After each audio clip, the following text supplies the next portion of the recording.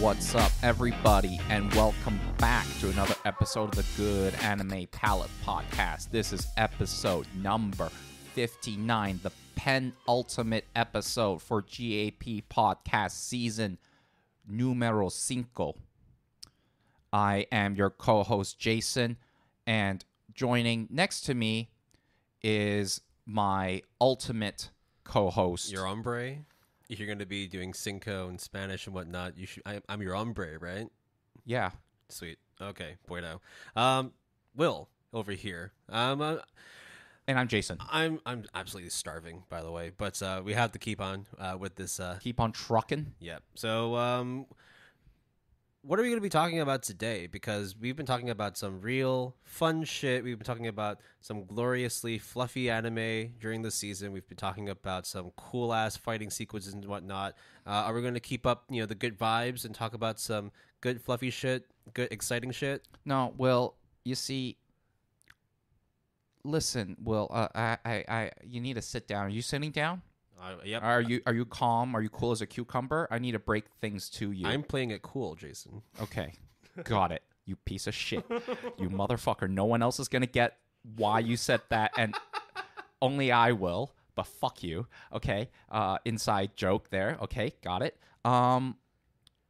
We have been ignoring the happenings in the anime and manga industry, right? Yep. Let's talk about some goddamn news stories.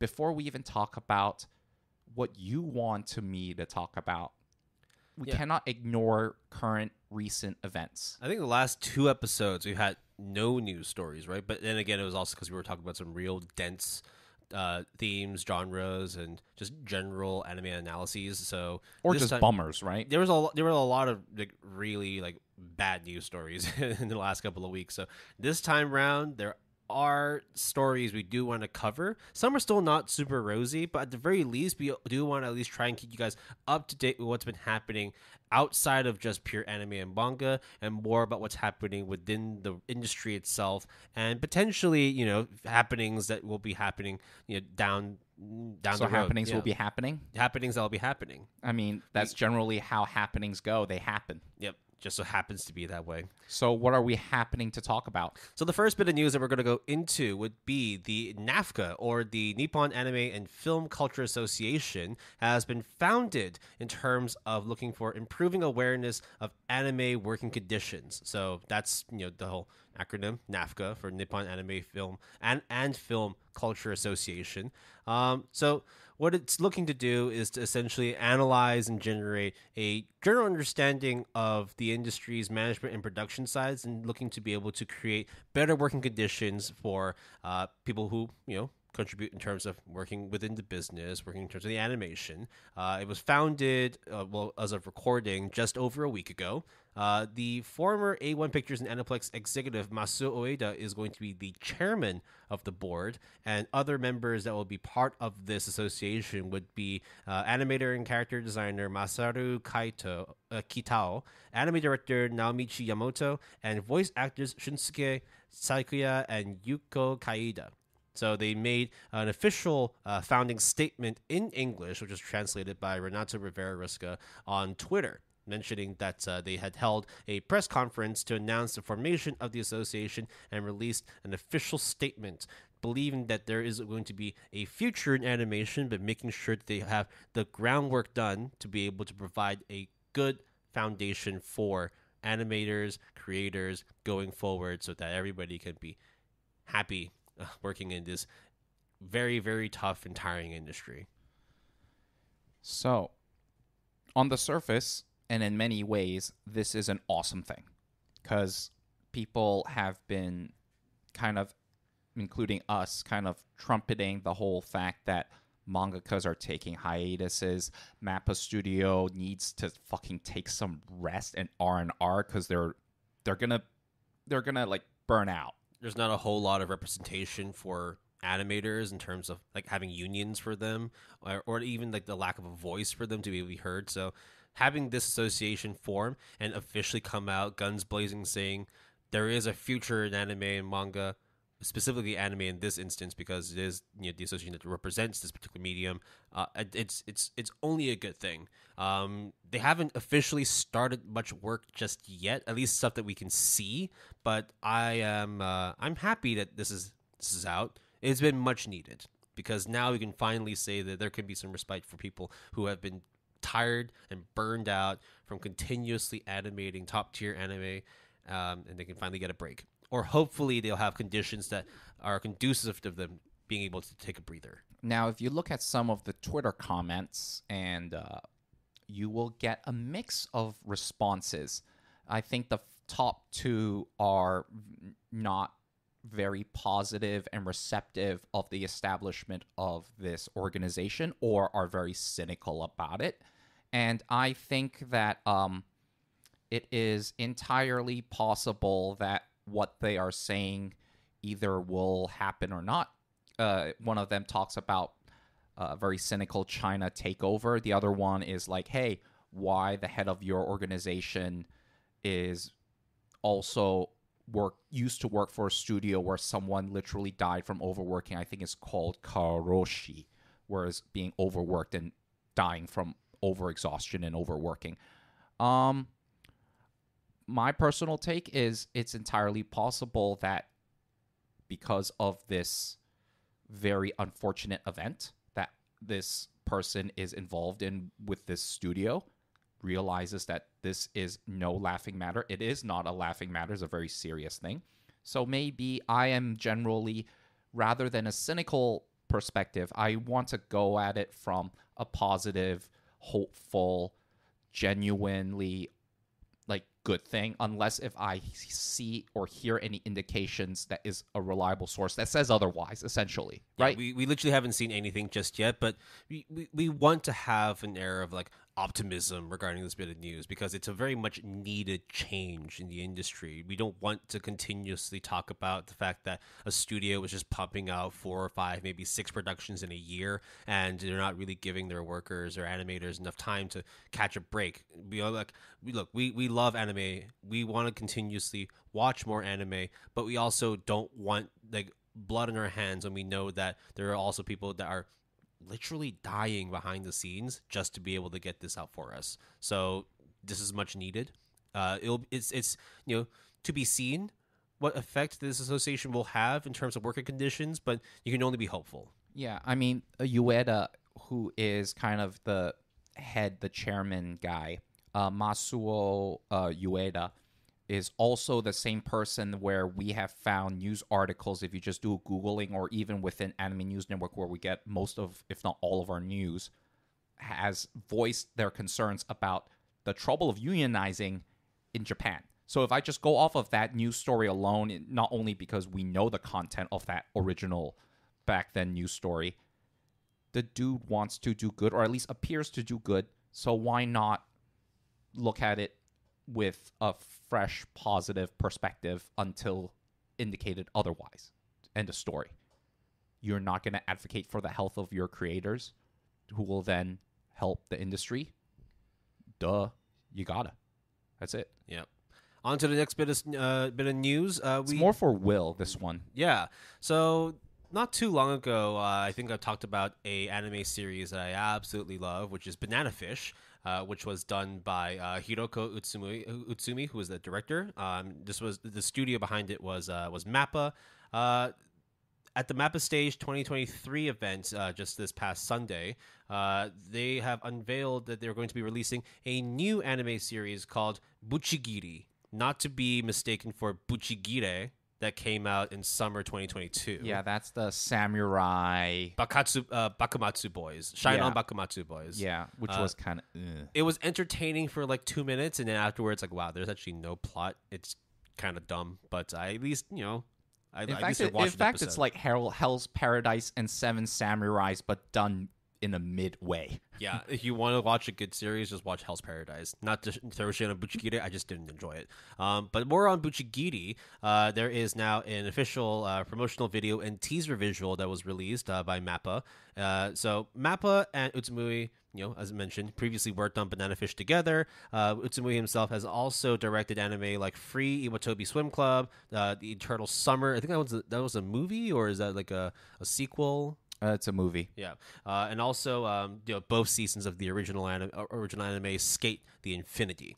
They've also listed out other staff members, like their character and sub-character designers, art directors, music composers, editors, and whatnot. It's not very often that we talk about anime getting greenlit because of the fact that like a lot of times it's just an isekai or a light novel that's getting a manga or anime adaptation. But I very much loved watching Banana Fish, and if Bucchigiri is anywhere close to it, then that should be an enjoyable watch too. I don't think at the moment it has. Well, I mean, I haven't watched the promotional video for it. It may or may not have like a release date, but it is boy band as fuck. Okay, it is Hypnosis Mike, as you said, with Free, not Hypnosis Mike, but Free. Skate the Infinity is essentially pretty boys doing some kind of delinquent gangsta things, and some of them being cute guys or hot guys doing cute things. I don't know what's it about, really. Yeah. So it's an anime original. That's kind of rare. Got to get around to watching the promotional video just to at least get a glimpse of what to expect with the series, and it may or may not be on my radar for whenever it releases. On to the next bit of news. Do you want to introduce this one, Jason? Yeah. Okay. So before. Let me switch up the order. Let's talk about another anime adaptation that I think is worth mentioning. It is Medalist. Medalist is a manga series that is about Olympic figure skating. And that is kind of interesting for several reasons. The first of which is it stars essentially a little girl. So it is not your Yuri on Ice type of deal. The other thing about Medalist is that it actually very, very recently won the best general manga category in the Shogakukan Manga Awards. And it has also been nominated in Kodansha's annual manga award, the 47th annual manga awards. Also published in English by Kodansha USA. And it is looking to release the 8th volume of the manga in this month, actually. So been running for just under 3 years. Yeah. So steady track record. Premiered on Kodansha's Afternoon Magazine. Made exactly 3 years. Yeah. And the studio that is producing it is Studio Engai, which is relatively good. It Engai? NG. I don't know. How do you feel? How do you feel about the director for it? That one's a bit questionable. As much as you've. The director is Yatsutaka Yamamoto, who had directed Noblesse. I know you have strong feelings about Noblesse, or maybe against it. But look, they've also got a few other key staff members that are already attached to this particular property. Again, I don't think there is another actual release dates for it, but they do have a bunch of promotional material like posters and teaser visuals and whatnot. One thing I will say is that the staff, especially the director, yes, you could say Noblesse is kind of mid, but his resume is fucking extensive. Okay? So there's no qualms in my mind that it is in relatively experienced hands. So we'll see how it goes. Figure skating in general has gotten some hype, especially in the Japanese realm because of certain figure skaters. And, Yuri on Ice did very well. So very, very well. So, I mean, it swept the awards in the first Crunchyroll Awards, right? Not controversial at all. But yeah, it is definitely popular, is what I'm saying. I quite like Yuri on Ice. I also know quite a bit about figure skating in general. I'd rather not explain why, but I do. So we'll see. Right. So we talked about two properties getting adaptation. Well, one property getting an adaptation, one property that is wholly original and about to be releasing its first episode in maybe this year, maybe next year, who knows?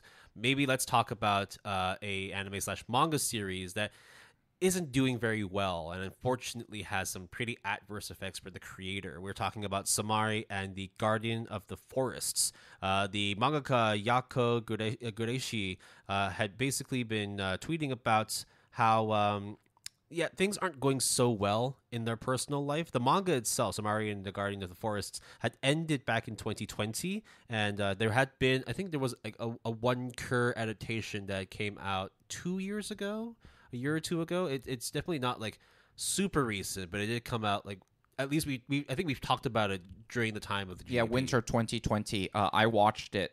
It's real. I really like it. Yep. The main takeaway of this bit of news is that Yaku Gureishi has not been doing very well. The big takeaway is that they're currently asking for fans for financial support in order to help cover the cost of rent and utilities. The mangaka is asking for contributions to their Pixiv Fanbox account. They stated that while they wish to continue the Somari and the Guardian of the Forest manga through self-publishing on Kindle, there are actually no concrete plans for continuation. They're currently working on other ongoing properties like Isekai Kakurio or Another World Afterlife. They also mentioned that whilst they very much enjoy working on manga in general, they're going through a bit of a slump due to financial difficulties. And the other thing is that they said that they're disappointed that it got canceled. The manga serialization got canceled after they went on hiatus for 2 years, and also because the focus on fantasy, because Somali and the Forest Spirit is really set in a fantastical high fantasy type setting, is considered quote-unquote off-brand for the publication that it is Comic Zenon. So there's a lot to unpack here. There's so much to unpack, and there's a lot more of that news story and a lot more of nuggets of information, but rather than just regurgitating it to you, we'll have the news article posted in our show notes. But I think the main takeaway here is that we've always talked about mangakas always hustle and grind to be able to get their manga to the top of sales charts, and then get noticed for getting these production companies to greenlight an adaptation. And usually that's you made it, the quote unquote success stories, but right. it's never that rosy. And this is an actual clear instance that look, it's not always greener on the other side. The grass is not always better on the other side. Yeah, so you got a serialization. Okay, it got canceled, but it still went on for a bit of time. You got an anime adaptation. So at least just on the surface, a very superficial surface, it is as Will said, you made it, right? But literally this mangaka is tweeting out, I need to pay rent, bro. So earlier, we literally a couple of 10, 15 minutes ago talk about establishing a union on working conditions and all that stuff. Here is a very good example of that. And another thing is the whole disagreement in terms of off-brand or image or the way that is being perceived, just in general, how to manage your property. This just shows that there's no clear-cut solution to all the potential problems you may have, that even if you do have so-called professionals that are working alongside you, that they could also fuck up and drop the ball. And this is a clear instance that, look, no matter how hard you try, sometimes there are just some things that are completely out of your control, and it's unfortunate that they have to suffer the adverse effects of it. So within the news article itself, there is a link to the mangaka, the Gureishi's Fanbox account. If you would like to make a contribution to them, please follow the link, and hopefully you've also loved reading Somari or felt that the adaptation deserved to continue being developed. Then look, maybe drop a well wish to them, hope that they're doing better, offer a contribution, whatever you can do. I think that it would be much appreciated by the mangaka. Now, of course, there are certain opinions or about the mangaka's perception. We don't really want to comment on that, mainly because we can't verify it. Not saying that its authenticity is being questioned, But one thing is for certain is the mangaka is going through some financial difficulties, and also you should send your well wishes and support, and if you can donate some money, you should, because Somalian The Force Spirit is a very awesome anime and manga, and just because you seem to have it made, maybe in reality you don't. That's kind of the other reason that we wanted to focus on this new story in particular. Yep. So we do wish Kureishi well, and hopefully that they're able to find some solace in the situation and improve their current conditions. Now we're going to take a switch out from adaptations of anime and manga and talk more about some legal, or in this particular case, illegal shit that occurs within anime and manga. So, there has been a recent arrest of a Japanese YouTuber for uploading gameplay and anime footage. In Miyagi Prefecture, the police had come out and said that they have arrested a 52-year-old man and YouTuber in Nagoya City on suspicion of violating the Copyright Act by allegedly uploading gameplay footage of visual novels as well as footage of anime. In this particular instance, the visual novels and anime in question is Steins Gate for the visual novel and Spy X Family for the anime. Now, we've talked about the CODA organization before in Japan in terms of how they go about copyrights, how they go about protecting digital rights of properties that exist within the country. And this is an instance of, it's extremely stringent. You cannot mess with copyright issues in Japan. I think that this is probably like the first arrest or like the first major action from the police regarding copyright violations in the country. Well, I think in the past, CODA has been shutting down a lot of websites, especially a lot of manga scanlations. The legality of that is definitely very ambiguous. We're not advocating it one way or the other, but it is a fact that CODA did shut those sites down, or as they even put it in their terms, leech sites that aggregates all these types of content. Now, the reason why we wanted to mention this is, it is concerns YouTube in a certain capacity, and it also concerns, at least brings to light again, the whole idea of a watch-along type of content. Because for anime, it is a very, I would say, rather prominent kind of subgenre within the YouTube sphere and zeitgeist. Oh, there's so many live streams of people saying, watch along of this current seasonal, or revisiting a classic series in the past and having followers, fans, tune in and literally watch along. Because I think that kind of format is extremely positive, because sometimes is very hard to watch anime either with a group of people or to have an outlet where you can kind of feel like you are participating in some sort of watching rather than lurking on My Anime List or other forums. So this was a way they timestamp stuff as well as do certain maneuvers, let's just say, to kind of have it in sync with the run time of certain episodes. And a lot of YouTubers and YouTubers earn a lot of dough and make their living doing so. Yeah. Now this whole, legal rigmarole is actually a very, very deep rabbit hole, because the fact that, whilst CODA itself is a large trade association that comprises a lot of Japan's biggest entertainment, media, and publishing companies, specific companies themselves may or may not even have guidelines in terms of how footage of gameplay or anime can be uploaded and monetized. So, for example, companies like Capcom would be allowing users and creators to monetize on footage like, like Street Fighter, Devil May Cry. Nintendo allows for people to upload. Or they don't allow. Recently, especially with Smash Brothers, at least I know in the fighting game scene, Nintendo has been very restricting in terms of giving their blessing, or sometimes in a certain case recently literally shutting down competitions that have this Smash Brothers game. Yeah, and that's why it's like a deep rabbit hole, because if you are a content creator that's part of a YouTube partner program, Nintendo could technically allow for you to monetize on gameplay footage. But as Jason mentioned, when it comes to certain games like Super Smash Brothers, it may or may not fly with them. Yeah, and you might be like, okay, that's video games, but that's not anime.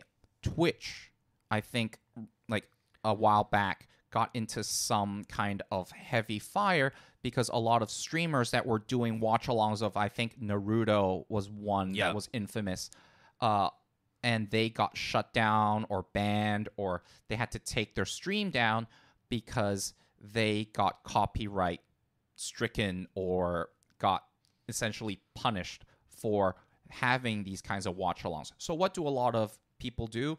They either have a clock to timestamp it, or they kind of have the image, like, was it mirror image, superimposed, blurred layered out. Yeah, there's a lot of things, and even then, because you're not going to commentate literally every single minute, every single second. It's a watch along, not and even video commentary is not every single waking moment. It might be copyright strike because there is this kind of ambiguity there. Yeah. Now, another situation in which there is a lot of legal rigmarole going on happens to focus on a very, very popular game, Musume Pretty Derby. Konami is planning to sue Cygames as a result of them alleging that Cygames' Musume Pretty Derby game has infringed on Konami's patents. The Konami itself is requesting the court for an injunction to halt digital production usage and provision of the game, and is also seeking 4 billion Japanese yen, or about 29 million US dollars, in damages, which also includes relevant delay charges. So, because this is, I mean, with lawsuits, they're never going to be resolved, day one. It's going to be a protracted saga and drawn out. And therefore, the hiring of lawyers, setting times and meetings and whatnot, all those charges are going to incur as this case draws out longer and longer and longer. So therefore, the longer this goes, Konami also wants Cygames to front the money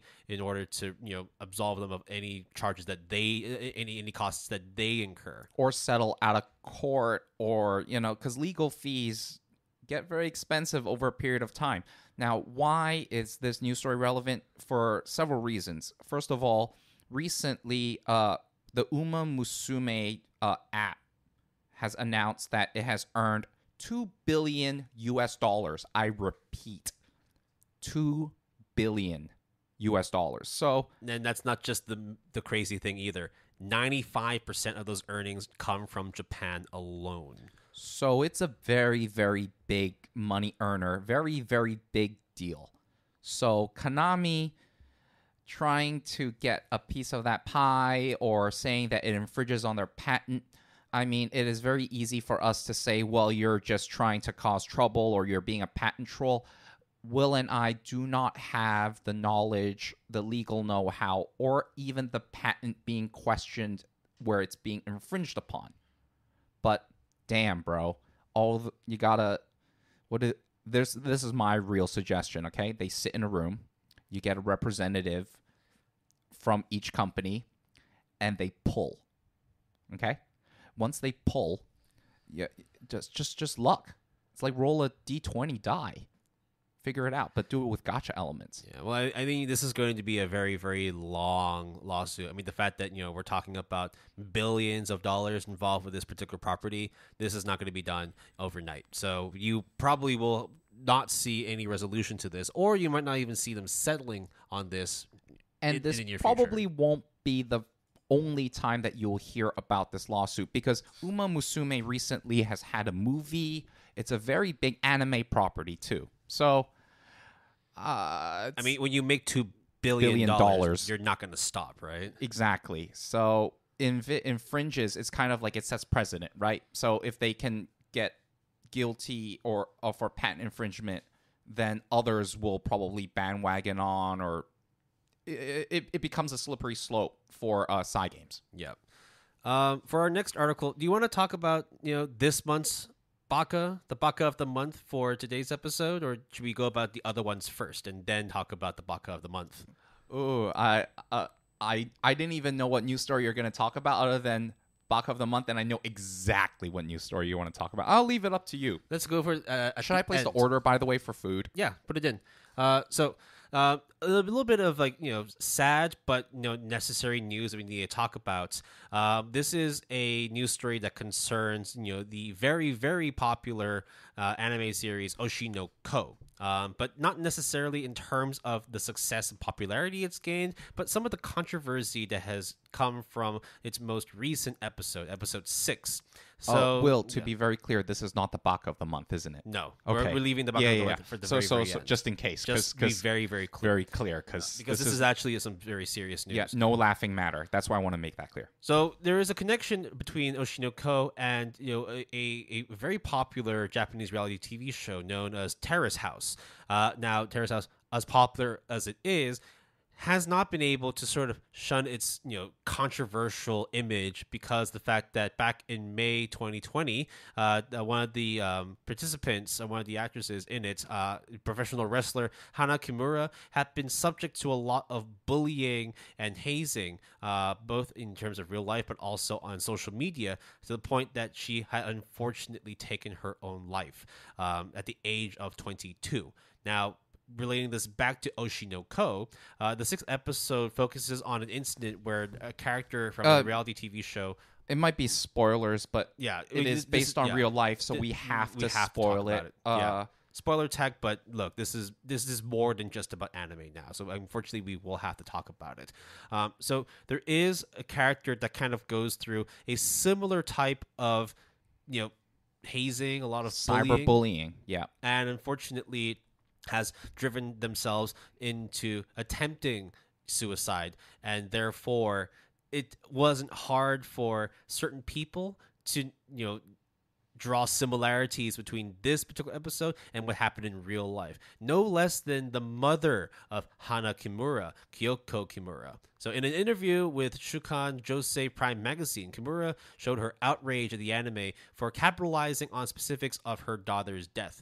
In her words, the words that the character was exposed to are exactly the same words that Hana was exposed to. We have talked about these things publicly through interviews and the like. How could those exact same words be used? I can't overlook the fact that Hana's death is being used like free source material.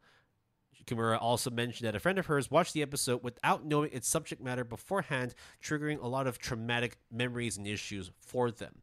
Now, okay, we've read and watched Oshi no Ko, and whilst it is a brilliant and very, very entertaining series, it definitely still, of course, revolves around a very, very dark and depressing theme, which is the rigors and the tough working conditions of the Japanese entertainment industry. And the idol industry and so on and so forth, right? So the first thing that I would like to really be very adamant about is if you're experiencing these types of issues, you should go, seek help or assistance.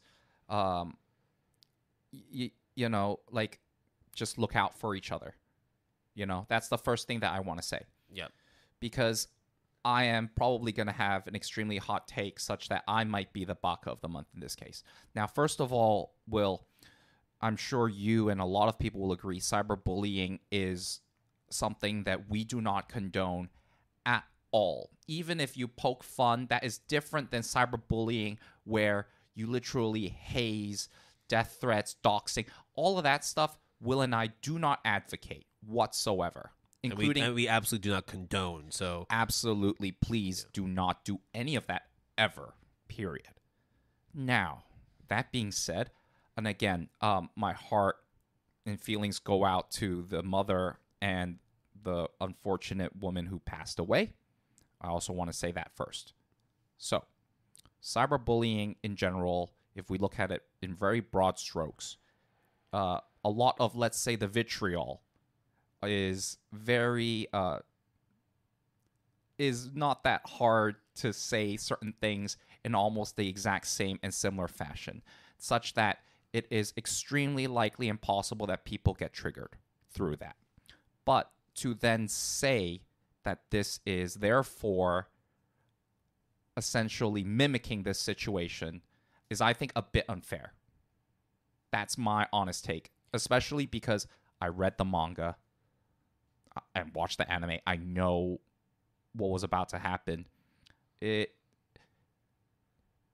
is a very delicate situation, so I don't really want to hurt people or say things out of line. But rather than accusing Oshi no Ko, it should, I think, be a more positive spin of raising awareness of these issues. Of course, if you're triggered by it, we're not here to say that you shouldn't be. Because it is very traumatic for the mother as well as her family and friends. Exactly. She's had first-hand experience of what happens as a result of cyberbullying, and therefore we cannot take the words and her experiences away from her. And we won't. Yeah, absolutely. But we also want to highlight that in this particular instance, I mean, even, Aka Akasaka, the creator of Oshi no Ko, had come out and talked about, the dark realities of being famous, of having news spread on the internet, where we live in a society, these are these words as well, where we live in a society where fans' voices are heard directly. I want people to know how young talents are being hurt, exploited, and suffering. He also then goes on to say that talents, who are entertainers that appear on TV in Japan, can no longer ignore the internet. YouTube has become super popular. Movies are being watched with subtitles, and plays are increasingly based on anime and manga. So there, of course, is going to be instances where suicide stems from a reality show. Considering all those facts, I then decided to take a contemporary subject, something that is happening in the real world of Japanese entertainment today, and that was their first initial concept. Now, I do not believe that Aka Akasaka came out with the intention of profiting from someone's tragedy. That would be completely evil of them to do, and I do not believe that that was their first intention. But at the same time, I can understand that if you were the victim, or you were connected to a victim of this particular instance, you would be triggered. You would be upset to see that this is something that someone else is profiting from, and you're probably not going to at least try and be optimistic or rosy about it. That just wouldn't be a natural response. Yes. I don't think as well that Aka Akasaka specifically chose this concept of cyberbullying and based it off of this mother's daughter's real life experience and her real life experience going through that. On the other hand, though, it's a very delicate situation. It should be spun in a positive light. That's all I got to say, to raise awareness. Yeah, you could definitely see it in a bad light. You can see it in a good light. We're not here to tell you how to feel about it. Plus, we're not affected by it, right? Yes. At least not. I don't know. Not yet. Right? I mean, like, from reading and watching Oshi no Ko, you know full well what the intentions of the theme, the plot of the story is, and you're not supposed to feel great after reading or watching it, because you know that.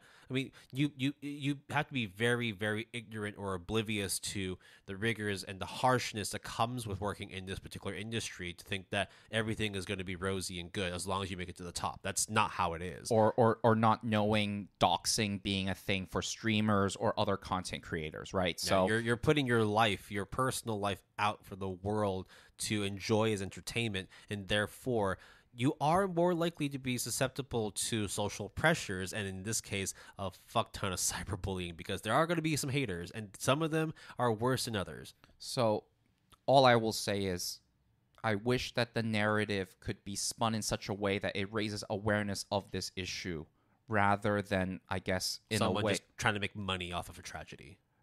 or accusations of such. So again, we are probably one of the least qualified people to really know a lot of insight on cyberbullying and all this stuff. But nonetheless, we do hope that this particular situation, or if you want to call it a controversy, can be resolved amicably, and that we're able to at least focus on bringing awareness to this particular theme and topic that Aka Akasaka wants to highlight, and show that, hey, things are tough. We should all be allowed to have a voice and be heard, and also be offered support when times are tough. Okay. Now, our next story is going to be our actual Baka of the month. Just so to make it a bit more lighthearted, I know that is a... Which one is your Baka of the month? Because I think that there were actually two Bakas of the month. There is two, but I think one is way worse and that spans way longer of a time than the other, okay? So, Do you want to start with the light baka or the heavy baka? let's start with the dumb baka. Okay. So, Will, let's say you are a country. Yep, I am a country. You have a culture, right? That's generally how it goes. Okay. Would you then have a governmental division focusing on promoting your culture?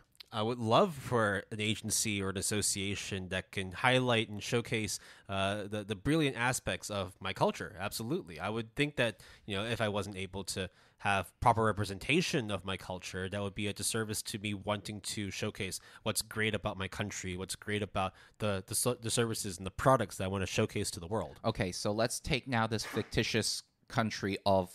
What would you call your fictitious country, Will? Let's just call it Will, for the sake of simplicity. Got it. Let's now take that into the realm of reality with Japan. So you are now the government of Japan with the government of cultural affairs, right? Yeah. The Agency of Cultural Affairs is going to be leading the export and the representation of my country's culture through social media. So you would expect them to be doing a good job in making sure they represent it to the fullest, right? yeah, and one of the country's biggest exports and cultural icons is anime and manga. That's why we have the Good Anime Palette podcast, because we love anime and we also love manga as well. Yep. So you would imagine that the Agency for Cultural Affairs, part of the Japanese government, would do a good job in representing its culture, right? Long story short, Will and I are dancing around the subject. Someone done goofed, probably an intern. I feel very bad for him or her. But long story short, that there was a website for the Agency for Cultural Affairs of Japan, the actual government website, and it listed a certain very illegal pirated manga site for over 6 months. Yep. So last week, it was reported that on the Sankei News that the agency's website, which essentially is dedicated to cracking down on piracy. Yeah, so here's the other thing. Earlier we talked about Coda, right? Yeah. Like, holy shit. So like, this agency, which is specifically set up to crack down on piracy, had actually been making public the URLs of the 10 most accessed manga pirate sites in Japan. This document was first unveiled last year in August, but the flaws were only noticed after an employee saw the topic spreading on social media on May 16th.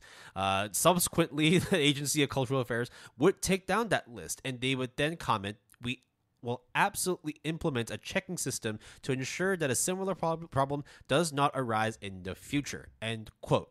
Now, this list was first used as an information presentation on copyright aimed at education professionals, intended to highlight the access numbers of top manga pirate sites in Japan, which is based on data that came from ABJ, or Authorized Books of Japan.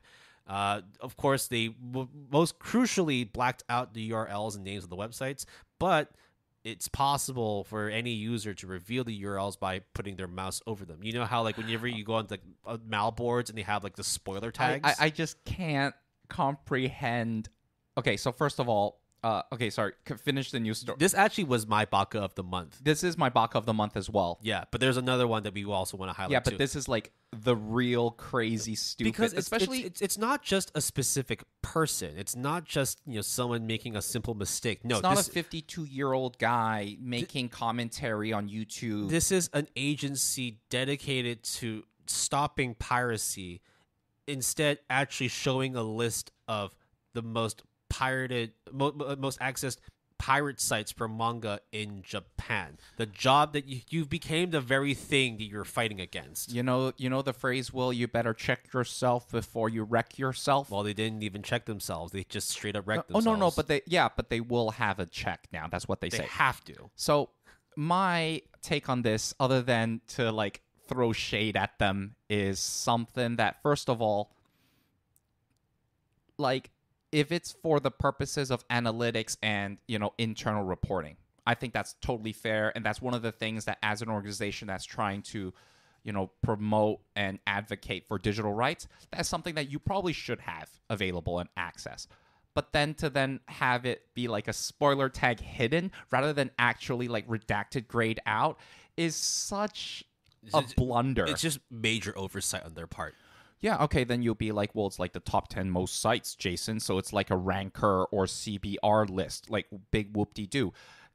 It is the, was not faux pas, but it is the blunder. And the second thing is, yeah, but that also promotes those sites. And you are the organization that is supposed to crack down on this stuff. So, of course, you would have this information, but it's not even just an egg on your face. It's two eggs. Like you guys goofed. Now, of course, they then, took down all those lists after that big exposure on social media. But I think like the damage is kind of done now. Like, not to say that, it brings their agency into disrepute. It legitimately does seem like it was a mistake, but it was a big one. It's just such an egg on your face thing. It's so dumb. That's it. Yeah. On to the next baka of the month. I think the ABJ the Agency of Cultural Affairs one, that was a big baka. But this one is also a pretty big baka too. We are going to be moving countries from Japan over to Korea. There is a studio called Blue Line Studios, which they did a adaptation for a manhwa of Salam Salyo's, I'm not going to even pronounce that name, but in English, it is The Night King Who Returned with a God. It's a Korean web novel, and it's recently become the center of controversy after it debuted on the Naver Webtoon platform because on May 22nd, some readers were quick to point out that this art didn't look genuine. In fact, a lot of them ended up accusing the art of being AI generated, thanks to some inconsistencies between panels and odd shapes of character fingers. So these accusations kind of came out in which some of them felt that the layouts could be traced back to a specific anime known as Mushoku Tensei Jobless Reincarnation.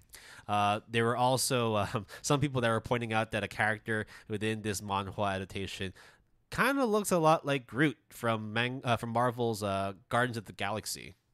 So on Twitter, there is like a shot-by-shot comparison, kind of like next to each other, of an image of Mushoku Tensei the anime as well as the image of the webtoon. And I have to be honest, Will, it looks super similar.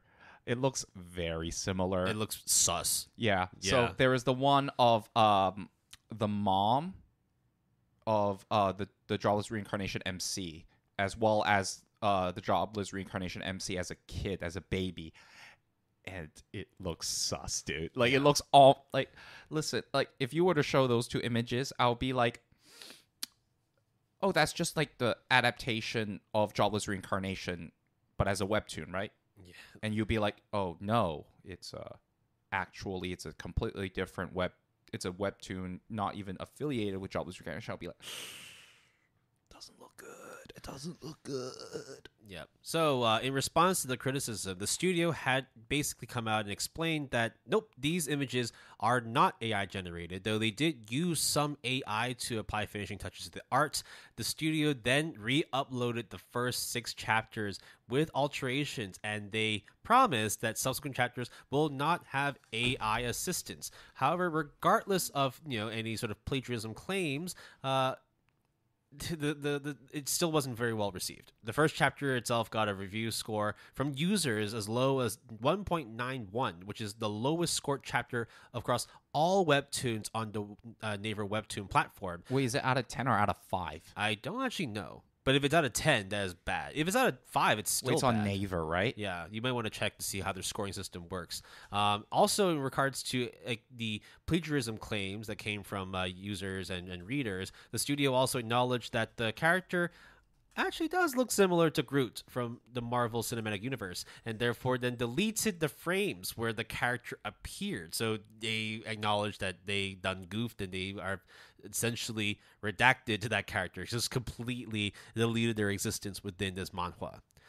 So they are trying to make amends and fix up their mistake. Out of 10, dude. So 1.9, dude, that is lower than X-Arm. Holy shit. Wow. I mean, of course, it's not the same scoring system, but damn, 1.91, like that's not even a fail. That is a you should not even exist at this point kind of thing. Wait, let me see what it is on Mal. Actually, there should be Because they have a manga section as well, a manhwa section as well. Now, continuing this story, the original creator of this story, Salam Salyo, has essentially shared their own share of has had their own share of plagiarism controversies in the past. Another novel that they had done called "I Killed the Player of the Academy" was accused of lifting elements from a generic fucking name, by the way. Yeah. So this particular novel was accused of lifting elements from another manhwa called Night Run by Sungmin Kim and other various types of works, some of which came from Type Moon. Another one itself, which is basically the Night King who returned with the god itself. The story, the series that we're talking about in this particular news story has also been noted to have similarities to the Warhammer franchise. There's just nothing good about this. Like, imagine you're not only being accused of plagiarizing something and using AI to create unoriginal content for your manhwa, but then to also have other stuff that's come out that is accusing you of plagiarism. Like, if we're talking about, there's two different Baka. One Baka, which is the creator himself, and then the other Baka, which is an agency dedicated to breaking down pirating and accidentally releasing a list to help people promote pirating. Yes. So about the Naver and the Webtoon accusations of plagiarism, tracing, and whatnot, I think the AI part is actually very irrelevant, in my opinion.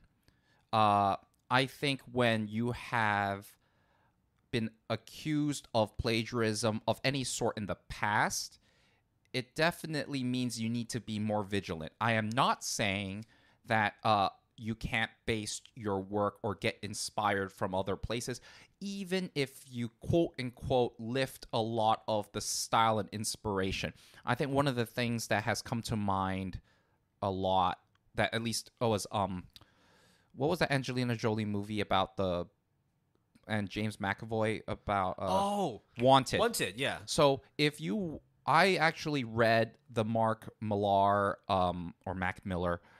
the graphic novel. The graphic novel, and the original character design is based off of, for example, Halle Berry, as well as I think Eminem. And to the point where Mark himself has said so.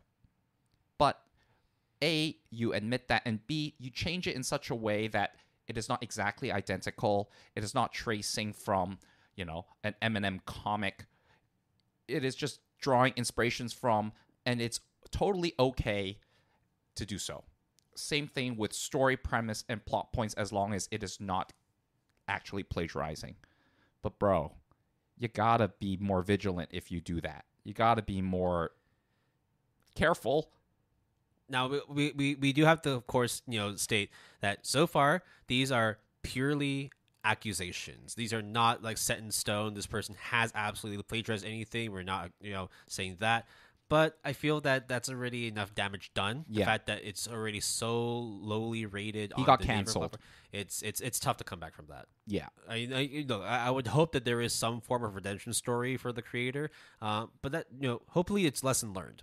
Like, if you're going to, try and draw inspiration, that's what you're doing, and not just copying stuff. Yeah. Just don't draw over it. Draw inspiration from. Now, the last bit of news that we have regards a manga platform that has recently come out. This is the K manga platform, which is an app that is created by Kodansha. Yeah.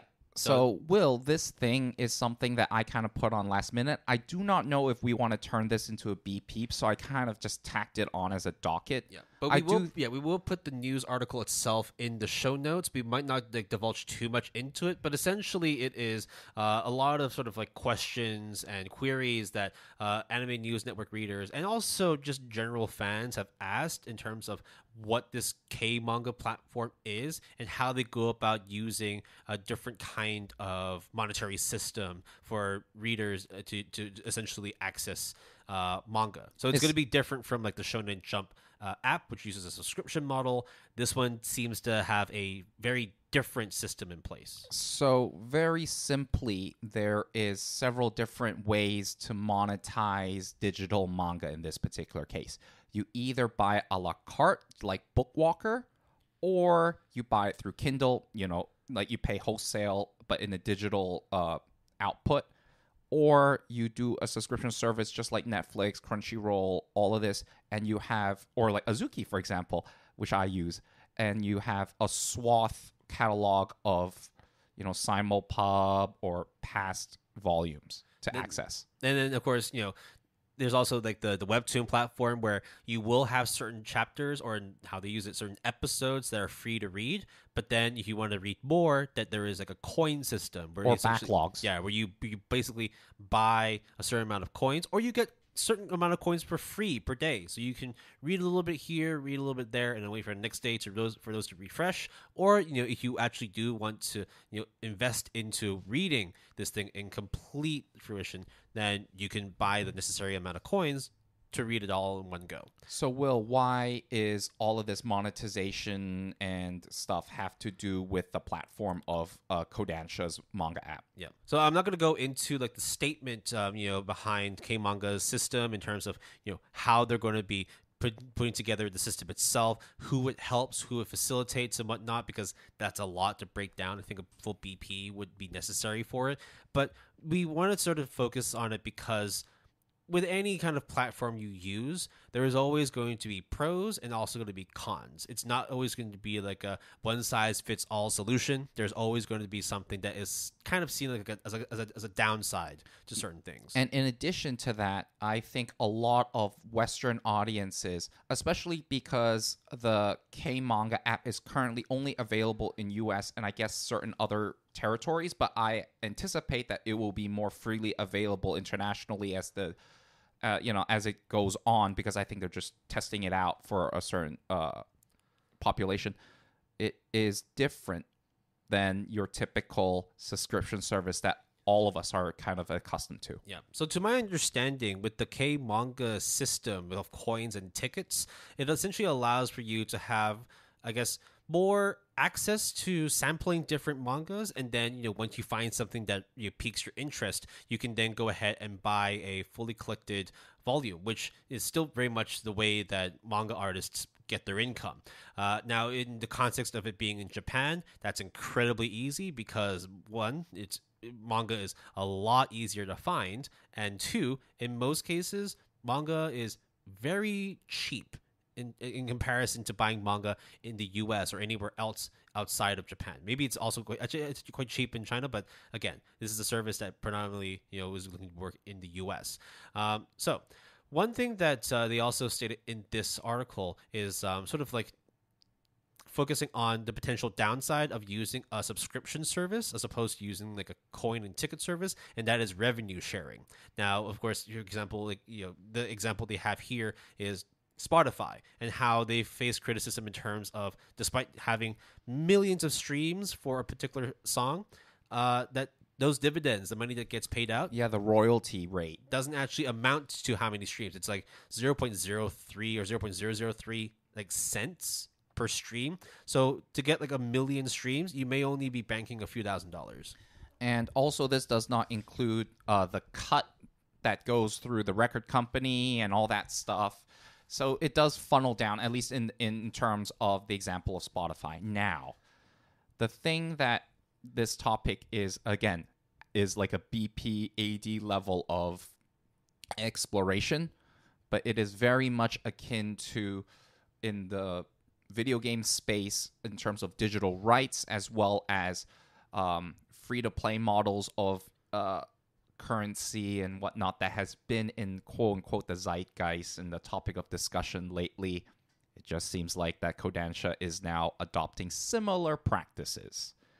So we want to kind of raise that issue because I think it's a very interesting one. So yeah. So there are a couple other questions, that have been raised to Kodansha in regards to the app, and there are, of course, answers that kind of sum up those questions. We're not really going to go into those because, again, there's a lot to unpack from them because, things like censorship, localization, simulpubs, advertising, those things we can't condense in a couple of minutes. I think we would need at least like 45 minutes to an hour to properly break down and understand how this platform is going to go about monetizing as well as publicly being able to provide a service for the users, and especially this being like a predominantly US focused application, at least for now. And obviously digital platforms is going to be even more relevant as the years goes on for anime and manga.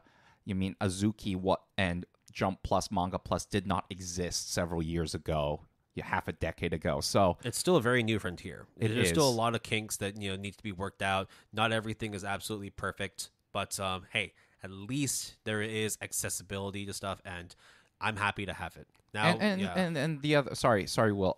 The last thing is Kodansha also, we reported on these news stories, infamously pulled certain titles from certain subscription services, and we theoretically correctly prophesized or theorized that they are going to produce their own app, which they clearly did. We're talking about it now. And it just sucks that if you are not a fan of this monetization method and you don't want to use the app, there is a more restrictive access elsewhere. So it really ties in so many different things, some of which Will and I are not versed in and may not be well versed in currently. So BP incoming, very likely. Yep. So any questions that you guys may have regarding the K Manga app, or you have anything you want to ask Kodansha directly, unfortunately, we won't be able to facilitate that. But if you actually check on the article that we will post in the show notes, Anime's news network does have an email that you can reach out to, answers@animenetwork.com, newsnetwork.com, in which you can pose questions regarding Kodansha or specifically the K Manga app. That's where we found out about this. So thanks to this kind of column and Anime News Network for raising this issue, because I think it's an extremely relevant thing, even though it may not be applying to us currently because we don't live in the U.S. But a lot of people do. Clearly. And there's going to be a point, hopefully, that they promote these services beyond the U.S. That there's going to be more regions that open up to be able to access this application. I almost think they certainly will. It has to, right? It has to. And why else do you think they would have taken it off of other web service platforms for manga? They would need to. Hey, spoiler alert! If a company cannot earn money, the fuck are they gonna do? Yeah. That's basically the bread and butter of running a business. You want to consolidate your properties so that you can maximize profits. It's a no-brainer there. Yeah, and earn the most amount of money rather than giving it out to others platforms. So that's mostly it. Yeah. So what did we learn today from the news? Well, being a mangaka is not always rosy. In fact, it can actually have a lot of detrimental effects, but hopefully you'll find ways to back yourself up and get back on your feet. Cyberbullying is no joke. Don't promote piracy sites, especially if you are anti-piracy, and don't plagiarize other people's work and then come out and say that you didn't plagiarize, but then take down this very works that you have been accused of plagiarizing. To be fair, Will, I think the Groot comparison is to me less.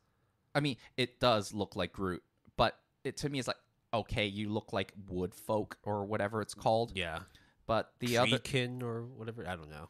Shit, it was in Slimy Sekai. It starts with D, like Daryl.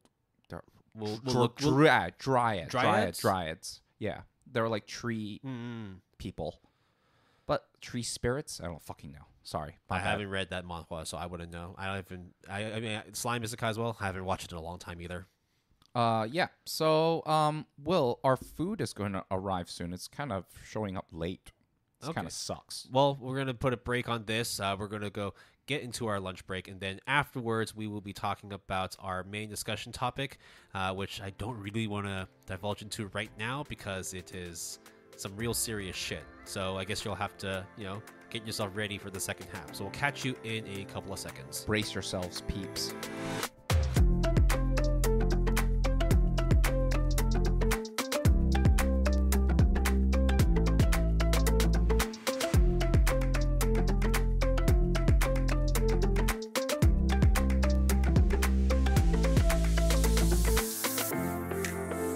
are listening to the second half of today's episode 59 of the Good Anime Palette Podcast. We have just finished our lunch. We are very, very full, which means we are primed and ready to go into today's discussion topic. So, yeah, Jason, I think that the listeners have probably got a good idea of what we're going to be talking about today just by looking at the title of today's episode. It's not exactly something that we're going to be like, yo, let's talk about grief and sadness in anime and manga. I don't think we're going to be going with that kind of approach. The main thing that we're looking to do here is to sort of analyze and look into ways that characters in anime and manga experience and cope with instances of grief and sadness. So, I think as per usual, we will have a short little disclaimer before we go into the discussion topic, Jason. I mean, we have to, right? Especially when we're talking about something that's pretty sensitive in anime and manga. It would be unfortunate if we do not take that opportunity to kind of lay down some foundations of definitions and disclaimers. So, as Will mentioned, this time around, our main discussion topic revolves around grief and sadness. So, this topic is kind of the antithesis of our wholesome slice of life type of episode, and because it deals with sensitive issues potentially, let's all be civil. Yeah. Okay. Also, straight up, Will and I are not medical professionals in the realm of psychology, and nor would we say or pretend that we are. And regardless of our thoughts and feelings, if you need help, if you know, it's just like one of those things earlier when we talked about that news story. If you are experiencing problems, you need help, always reach out for people around you or medical professional if necessary, because we're, broadcasting around the world. And we're not going to name every single hotline or website, right? Yeah. And another thing as well is because of the discussion topic itself, it does mean that from time to time in today's discussion that we may be referencing or even just fully analyzing specific scenes or instances in a anime series or manga series, and without discussing those, we wouldn't really be doing a full service to exploring the way the characters experience and deal with instances of grief and sadness. So if there are situations where a spoiler may occur, we will make note of that ahead of time. But remember as well that we don't intend to create any sort of spoiler content during this discussion. It's purely for the purpose of analyzing the breakdown of how characters deal with instances of sadness, grief, how they move on from it, or potentially how they don't move on from it and just try to find ways to numb the sadness, the pain, and so on. So we are just giving you guys our take on how we see these anime or manga portrays or depicts grief and sadness. It is not to say that it will be the same point of view for everyone. It is uniquely Will and my perspective as well. So that is kind of the gist that we're kind of going about it. So you might notice that previously we have an episode dedicated to kind of mental conditions, mental disorders, and the likes. So you might be wondering, well, why is this episode kind of like its own thing?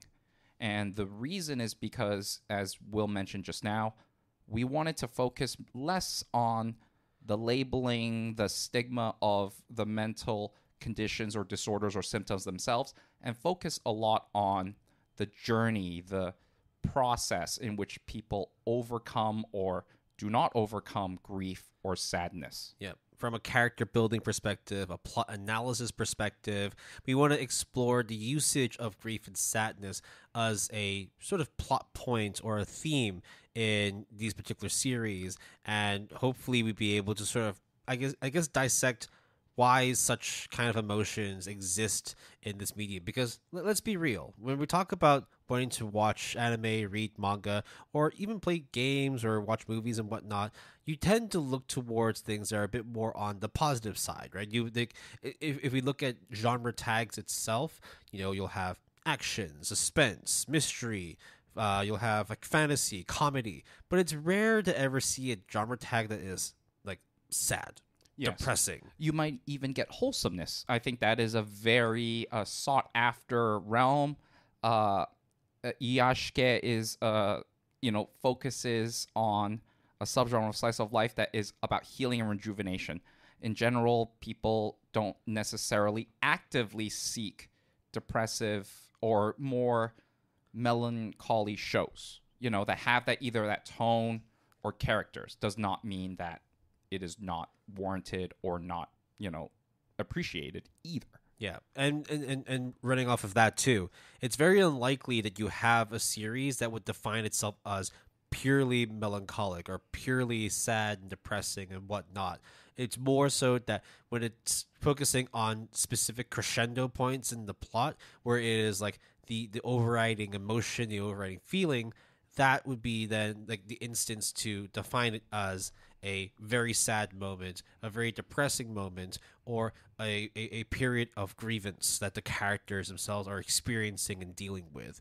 So going forward, let's just provide some of the definitions, or at least our interpretation of the words grief, sadness, and depression. I think those are kind of the three words that it is important for us to distinguish, because it's very easy to mix up the three, or at least like use three like mutually. Which, let's be real, there are times when you'd be like, yeah, you can definitely get depressed whilst grieving. You can definitely feel sad when you're depressed and whatnot. But it would be really like short-sighted to just say that all three of them are on the same plane. Yeah, I mean, you could use them synonymously in like a conventional sense, but because we are actually focusing on this topic at hand, it is important to separate the three in our opinion. So the first thing that we want to separate is depression. I think that is a term that has been thrown around a lot and has been a topic of discussion, especially during COVID times. But for our definition, and I think a lot of people, depression is a mental disorder that is kind of defined by the clinical psychology community. There is a committee, but it varies by country. And the way that we use it is the American way through what they call the Diagnostic Statistical Manual, which is kind of like the Bible of clinical psychology. We won't go into the definition of clinical depression, but there is a list of symptoms, and obviously don't self-diagnose. Get a medical profession if you do think that you are experiencing this. But that is sort of the basis for our definition of depression. Now, grief is in many ways defined as a physical, mental, emotional reaction to a major loss of someone or something. Yeah. So grief itself is not necessarily an emotion. It's how you sort of follow up from a particularly like sad period or from like a loss of something, whether it's a job, a person that you love, family member. That therefore, like, you wouldn't say like grief is pure emotion, but it's definitely connected to the negative sides of an emotion that you might be experiencing from. And there is a very common kind of stages of grief that is very well known, but we did not include, or at least I did not include it here. I originally did, and then I deleted it. The main thing is because I don't really want to focus and pretend to know that I know everything about the stages of grief. Yeah. So for argument's sake, grief is essentially due to a certain major loss of someone or something, you experience a reaction, usually negative. Yeah. And just like how we don't want to like divulge too deep into the nitty-gritty, the definitions and the criteria, we essentially want to more focus on how sadness, how grief, and how depression, or at least from a less psychological and mental sort of perspective, how it's all portrayed in terms of its use as a plot point, its use in terms of how characters try to show reactions to specific situations. We wanted to sort of do it from more of that kind of analytical perspective as opposed to deep diving in behind the science of it. Yeah. And last but not least, sadness is essentially an emotional pain that is associated with, feeling loss, despair, hopelessness, disappointment, sorrow. Basically, all of these quote unquote negative kind of emotions is characterized by feeling sad. Yeah. And as well, like, there's a really broad spectrum to feeling sad, just like how there is like a really broad spectrum of instances which you can grieve from as well. So that's again why we are not going into the purely scientific and medical perspective, but rather it's more looking at it as a storytelling sort of motif in ways that we can sort of understand why characters react a certain way, how characters build strength to be able to continue moving forward, or if they don't, then what is it that they do to be able to numb the pain or deal with something without actually moving forward. So this is the Good Anime Palette podcast, not the Good Medical or Good Psychological Palette podcast. Nor will we ever claim to be psychological or mental like sort of experts. We have had no actual like professional experience. A lot of what we say is purely based on our own perspectives, our own gut feelings, so don't take our word as gospel. Unless if it's about anime and manga, in which case then yes.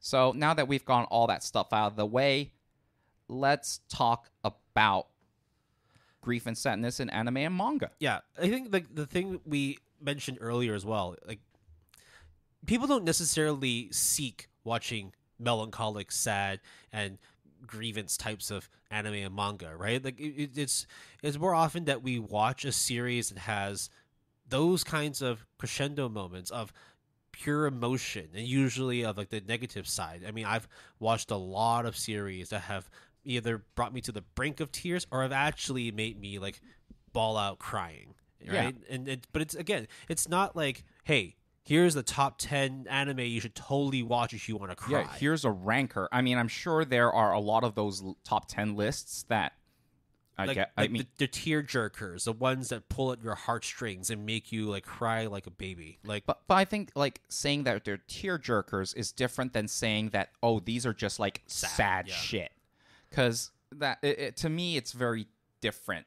So because it's not like readily sought after, or people won't label their show as a show that's focused on sadness and grief, of course there are plenty of examples where that is kind of the main focus, right? I think some things that the shows that you might hear us say time and again, I think March Comes In Like a Lion, Welcome to the NHK are two among many shows where they do focus a lot on these aspects. So we will get into those a bit, but they do exist, basically, shows. Also, conversely, just because you watch shonen or, you watch cute girls doing cute things does not mean that grief or sadness is not used in either a meaningful capacity or, like, not used at all, because, of course, they do, right? Yeah. So would you say that there is sort of, like, a following for sad and depressing anime and manga, or do you think it's watching really, really good series that have a plot that's centered around characters that are experiencing grief and sadness? I think a lot more people would go for the latter than the former, but of course there are shows where they make it very apparent that talking about these issues is like their central focal point. And if you're not into that or you get triggered by that, like personally, like, I totally get it. Because there are shows like, for example, Hana is a very, very well-known, and possibly, like, if I were to watch it, and if or when I watch it, it would very likely be 9 or a 10 out of 10.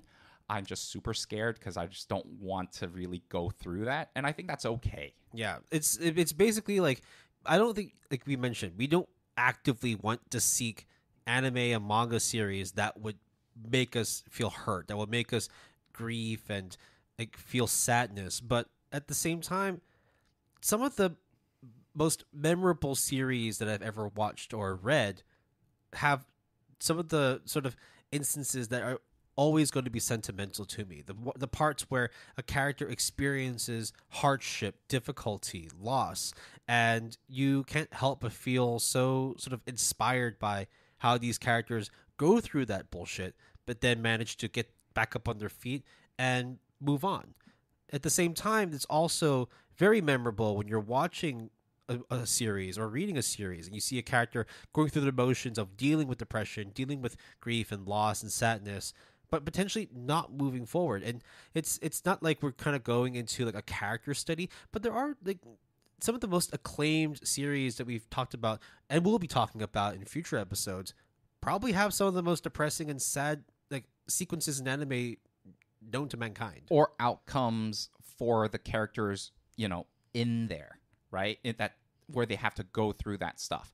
So obviously a lot of nowadays the anime catalog is very much focused on the polar opposite side, right? You get your slice of life, you get your isekais, your wish fulfillment, your power fantasy. But let's take a certain show like cheat skill isekai. Of course, a grief actually happens in the very first episode. An event occurs, right? That leads to the main character going through a bunch of bullshit. Then on top of all that, the way that this person is being treated is, I would say, pretty bad. But despite that, it is not the whole point of the show, but it is like the premise or like the backstory to that.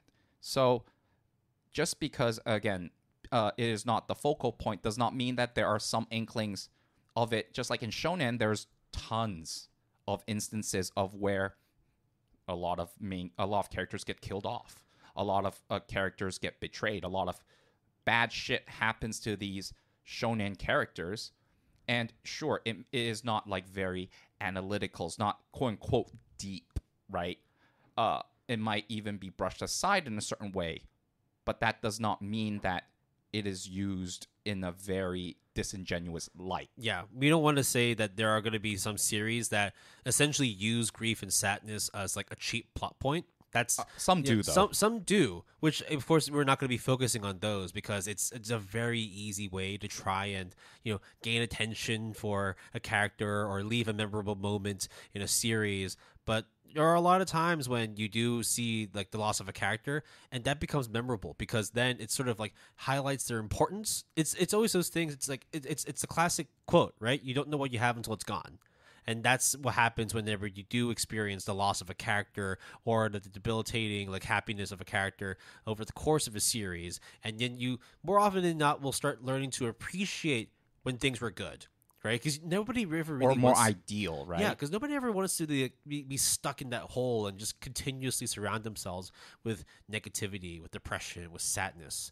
And let's be real, anime and manga, any form of entertainment is there as a form of escapism. We want to be able to pull ourselves away from the harsh reality that is the real world that we live in. And so it's understandable that people don't want to go into anime and manga and experience sad shit because there might already be some sad shit that's happening in your life. And to go off of that, there is therefore not a lot of shows where very much is advertised as we're going to talk about sadness or grief, because that's not very good. I mean, it's not necessarily the best promotional material, right? You don't want to just go about and saying like this is going to be the saddest thing you're ever going to watch, because let's be real, it may be, but it's not necessarily going to be like great marketing material. Absolutely. So in general, and this is broadly speaking, a lot of the more deep dives into these themes belong to the seinen genre or the seinen demographic, which by definition is hard to come by in terms of frequency compared to, let's say, the spotlight that shonen has or the prominence that shonen has in any given anime season. So does not mean that like they don't exist. It's just a harder sell for the execs, production companies, and the consumers. Yeah. So yeah, if we were to focus like specifically on like shonen series, like shonen action in particular, a lot of times whenever loss and grief is portrayed, it's usually used as to have like an asterisk point in this particular pot saying that, this was like the real hard shit moment. This is the real moment when a character really learns to grow, really accepts the flaws or the problems that their life has had, and either finds ways to cope with it or to go above and beyond and strengthen themselves. Like, a lot of times, like, I think pain is gain. What doesn't kill you makes you stronger. Adversity really does fortify people, whether it is fictional or non-fictional. Of course, if you can't overcome it, we hope that never happens to anyone. But, it is that journey that actually you learn not only sometimes about yourself, about others, or your values and priorities. So, listen, like, it can be very rewarding for sure. Yeah.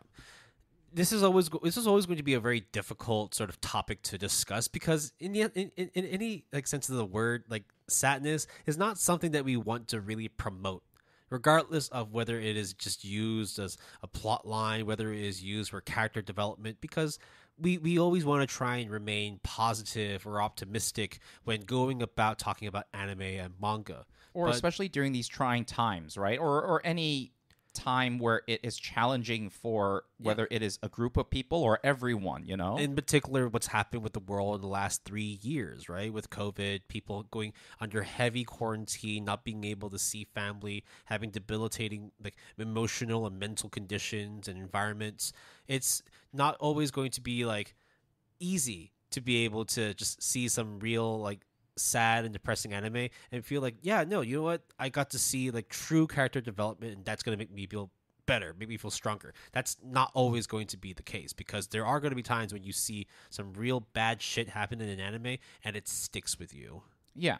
And so then you might be asking, well, then Jason, you guys have talked a bit already about how this seems to be not a very good topic to really discuss or do a deep dive. Then why do that? The reason is because I think Will and I agree on this, which is it is nonetheless the use of the theme of grief and sadness is an element that people can utilize to portray a certain kind of message to the viewer, the consumer, the reader. In many ways, also, a lot of creators do that as whether it is an outlet, and obviously, because you see it on your screen or in your physical book. I mean, there are probably not a lot of physical mangas. Mostly digital now. But I can tell you for a fact that reading some of these or watching some of these has allowed me to not only appreciate life more. Like, it may sound very hyperbolic to say that, but it really has.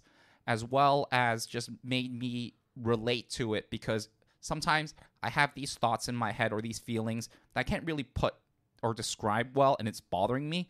And then very succinctly, this creator or this anime or this manga just does it, and I'm like click, like, that's it. And then also, it's like, I'm not alone. Yeah. Whenever you are experiencing like real world hardship, grief, and sadness, it can be really hard to talk about it IRL, like in real life, because the very thing you want to do is to get away from that pain, right? And escape to something that can provide comfort, can provide safety for you. And more often than not, I think anime and manga is that space for people who do want to break away from those trials and tribulations, those hardships. And because of the fact that, us being anime and manga fans, there is that sense of familiarity, and also knowing that for the most part these are rather fictionalized, so it's easier for us to be able to see hardship that is depicted in a medium that perhaps we don't see as a pure parallel to what we're experiencing right now. But at the same time, it's because of the fact that you're seeing something that is a little bit more deconstructed, a little bit more, it's like easily palatable. And therefore, when you're seeing characters break down their emotions and look at how to continue on this journey of moving forward, it's easier to digest. Yeah. And also because sometimes, not always, someone may not even know that they're going through that or experiencing through that. And then seeing it shown in front of them, him, her, whatever, it will allow you to process it, because it is done in many ways a harmless way because the fictional character doesn't feel anything. At least, I mean, 2023, the chances are like it won't. Like, who knows? Who knows? But listen, if I say, and plus, everyone who kind of experiences certain things, when they watch certain things and invoke the same amount of response or emotions, people bond through hardship too. That is something that I think a lot of people are not like readily first thing apparent that is willing to accept. But that is, in fact, some of our anime series that we'll be talking about, people bond through adversity as well. It's not only like you are going on a solo mission and everything is just about only you and no one else. It definitely helps, like, sometimes when you have that feeling that you're not alone in this and that there is a voice that is ready to speak with you and also ready to listen to you as well. Yeah, and there might be certain series, like, for example, if I say Violet Evergarden episode 10, it's one of those infamous episodes. It's not a spoiler. It doesn't really say anything other than people who know, and it's not to exclude people, but they will understand how grief and sadness it gets impacted. I mean, Violet Evergarden in general is about that, but I think episode 10, especially if you are in a certain stage in life, it is extra impactful. Yeah. I think when it comes to emotions, right, sadness can be, not can be, it is a very powerful emotion in helping you to sort of really give you a better understanding of what certain things are important to you, what certain things you need in your life to be able to, commit to living a more fruitful existence, being able to appreciate certain things around you. Not to say that everybody needs to experience loss, experience grief to but have it will happen. It will happen. And I also want to emphasize, going off of our definition, grief means a loss of someone or something. First of all, that something could be in many ways anything. And just because two people lost in many ways the same thing, one person can experience a really extremely negative reaction, and one either has no reaction or a lesser reaction or even the polar opposite reaction. So grief, in many ways, that's something. We easily like to focus on the someone or a terminal illness. I think that's generally a lot of people experience grievances, but it could be an object. It could be even, like, for argument's sake, I used to work in prosthetic. I have a prosthetic degree. People losing their limbs, they go through that grievances. So listen, like, that is something, not someone, some part of you, right? So there you go. Yeah. So I think, we want to sort of mold this discussion into, rather than just talking about what grief and sadness is, we're more sort of looking at it in terms of a character analysis, a thematic analysis, a plot analysis, how characters use sadness, use grief and depression to strengthen themselves, to move things forward, how certain stories like to have accentuated sad sequences or sequences of grievance to really drive home certain messages that they're trying to, that the mangaka or the anime director is trying to push forward to the viewers. Because whether you like it or not, a lot of the anime and manga that people have read and watched over the last couple of years, over the whole time of being anime and manga fans, they more often than not will be at some level educational. They will be a way of showing you a different perspective outside of your own in terms of how to interpret sadness and grief, how to deal with it, how to grow and bond with people who are experiencing the same hardships as you. Right? I think like having it in a more like sanitized / like fictional setting makes it easier for you to watch and follow along and find that the emotions you're feeling are completely fine.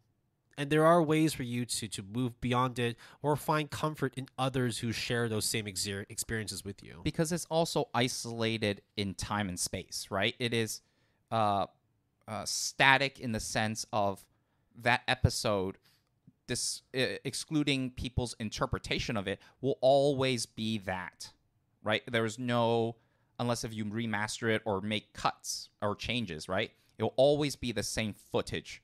So then even that of the different interpretations is a rather interesting kind of phenomenon to exist. So I think, Will, let's get on this journey and to talk about this. It's not about the destination, as we said. It's about the journey. So how should we start to go along this journey? Well, where do you think we should go? There's definitely a lot of things that we want to unpack in this particular topic. But before we do go into that, we are going to be talking a lot about anime series. But I think more importantly, that outside of anime, that there are a whole lot more manga series that tackle this particular issue more head on. Yeah. And I think it's something that I've experienced more so for Jason because he has read a lot more manga than I have. But I think it's very clear that whilst there are a lot of manga series that do try to sort of explore and understand the themes of sadness and grief, not a whole lot of them end up being adapted into an anime. And for completely understandable reasons. Yeah. It's not as easy to market. Yep. You know? It's seinen. It's also, some of them are just, it's just harder to adapt or to convince people to make an anime adaptation from it. Because emotions themselves are very subjective. The way that I feel sadness, the way I grieve is very different from how you, Jason, would go about it or how you, the listener, will go about it. There is no one way or another that we are supposed to follow suit and experience an emotion. Happiness, sadness, anger, pain, grief, everything that you deem to be an emotion is not felt the same across the board by everyone. So because there is a lot more manga that touches upon these subjects, there will be a time when I will kind of focus a little bit more on advocating, especially like there are two manga series that I think are very much not only worth reading, but kind of is a very interesting and unique perspective. So we will get around to those things. I won't go as far as to say I recommend it, other than maybe like one particular series in particular. But I think that they are very good portrayals, realistic portrayals, and things that hopefully I will never need to encounter. But it makes have some sort of relatability for sure. Yep. So I think one thing we might want to start with in terms of analyzing the use of grief and sadness in anime and manga is perhaps looking at it from a more cinematic, like cinematography kind of perspective. Right. In one instance, the use of framing, the way of being able to create distance, to be able to use the space that exists within a screen, within the panel, to showcase like literally the visual element of depression, sadness, and grief. Right, because grief, sadness, depression, all these emotions, negative emotions, they're quite internal. Yeah, right? Exactly. But when writers, creators, animators utilize the medium of anime and manga, you got to use physical space because that is literally the name of the game. Just like cinematography, that type of what would you call it? Like a plot, not plot, like plot element. It's definitely it's cinematic. It's like a tool, right, that you use. So the most literal thing is distance. So I think distance, whether it is physical or emotional, is extremely important because physical distance is something that you can kind of envision. Because you can kind of see the physical space, whether it is within the anime or in your mind, as well as being emotionally distant. I think a lot of anime and manga, you can easily see that it is drawn a certain way or, framed a certain way. Yeah, giving a cold shoulder or, being a recluse, right? It is a very emotional distance. So you could even be like, stereotypically speaking, I think shoujo has a very there's always like this really good where they cut the door frame in half and then you see the two people, literally the physical distance between them are so close, but then their hearts or their emotions are not aligned or as far as can be, right? Exactly. So that is a very good demonstration of physical distance versus emotional distance. I think one of the clearest examples of it from like a visually like cinematic perspective would be a lot of the works that Makoto Shinkai has done. Oh, bro, listen, Now, buddy. I haven't watched a lot. I haven't watched all of them, but like you pick any one of them, and you can see an instance of Shinkai creating the use of space, whether it is physical or emotional, to create an ambience of. There's definitely a sense of sadness, of grief, loss, confusion, and it's done very, very beautifully. I think one of the first Makoto Shinkai, actually not one, the first Makoto Shinkai property that I watched was Voices of a Distant Star. I like to use Voices of a Distant Star quite a bit because it is like 40 minutes. I got it on DVD. I think I still have the DVD. And the story premise is literally about the distance between these two individuals. And it gets to the point where they try to correspond or communicate with each other, the two people being Mikako and Noboru. And they literally take forever for the correspondence to reach the other person. But then a lot of time has passed. Because as the distance increases, things have changed over time. People move on. People don't move on. People cling on to things that are not there anymore. All just to receive a message or a correspondence. And it is sad to see things unfold. Sad to see what it could have been. All these things that technically are not portrayed in the show explicitly, but are just thoughts and feelings that will probably come up when you watch the show. And it's only like 40 or like 20 minutes or something. It's like it's like a long OVA / like half a movie length. Yeah, it's like it is an actual OVA. I think, But the fact that they actually packed that much emotion into like a short 40 minutes, specifically for like a short movie, it just goes to show that like Shinkai takes a lot of consideration in terms of how he wants to frame certain shots, how he wants certain things to flow to be able to have that overarching emotion carry through from shot to shot to shot, and how the characters continue to push that narrative forward. Nobody ever wants to be in the existence of pain and suffering, but with the usage of like here, like time and distance, it amplifies even more. And other, like, let's say more recent works by Shinkai, like Suzume that we just watched like a couple of months back, or the very like critically acclaimed Your Name, does use this kind of distance to portray the emotional arc that these characters go through, as well as the resolution of them as well. And how a lot of people, especially with Your Name, it vibes with so many people. And maybe like we need to grab someone who understands the Japanese connotation, but there is extra significance, like the red thread of fate, that I think you and I might understand a bit more than, let's say, a more Western-oriented person, despite us being quite Western. But I think that kind of significance, that's kind of symbolic nature of it, is lost on a lot of people. So, Makoto Shinkai is really good at that. Yeah. Even like in other movies or shows that he does, like Garden of Words, Weathering with You, you usually, because he likes to use that duality kind of theme. There's always like two characters that are counterparts to each other, and even though they're in the same shot, the same frame, it never feels like they're ever close enough to be together, to work together, to like feel connected. There is always enough of a space in between them that when you look at it from an outside perspective, it looks like a very significant amount of distance, showing that there is emotional disparity. There is a lot of sort of, I guess, growing pain between two different characters, how they choose to communicate with each other, how they want to share their communications with each other. And I also think that, especially within the discussion of grief and sadness, when Shinkai does not rely on speech, it relies on sometimes silence or ambiance or background noise, like using Garden of Words.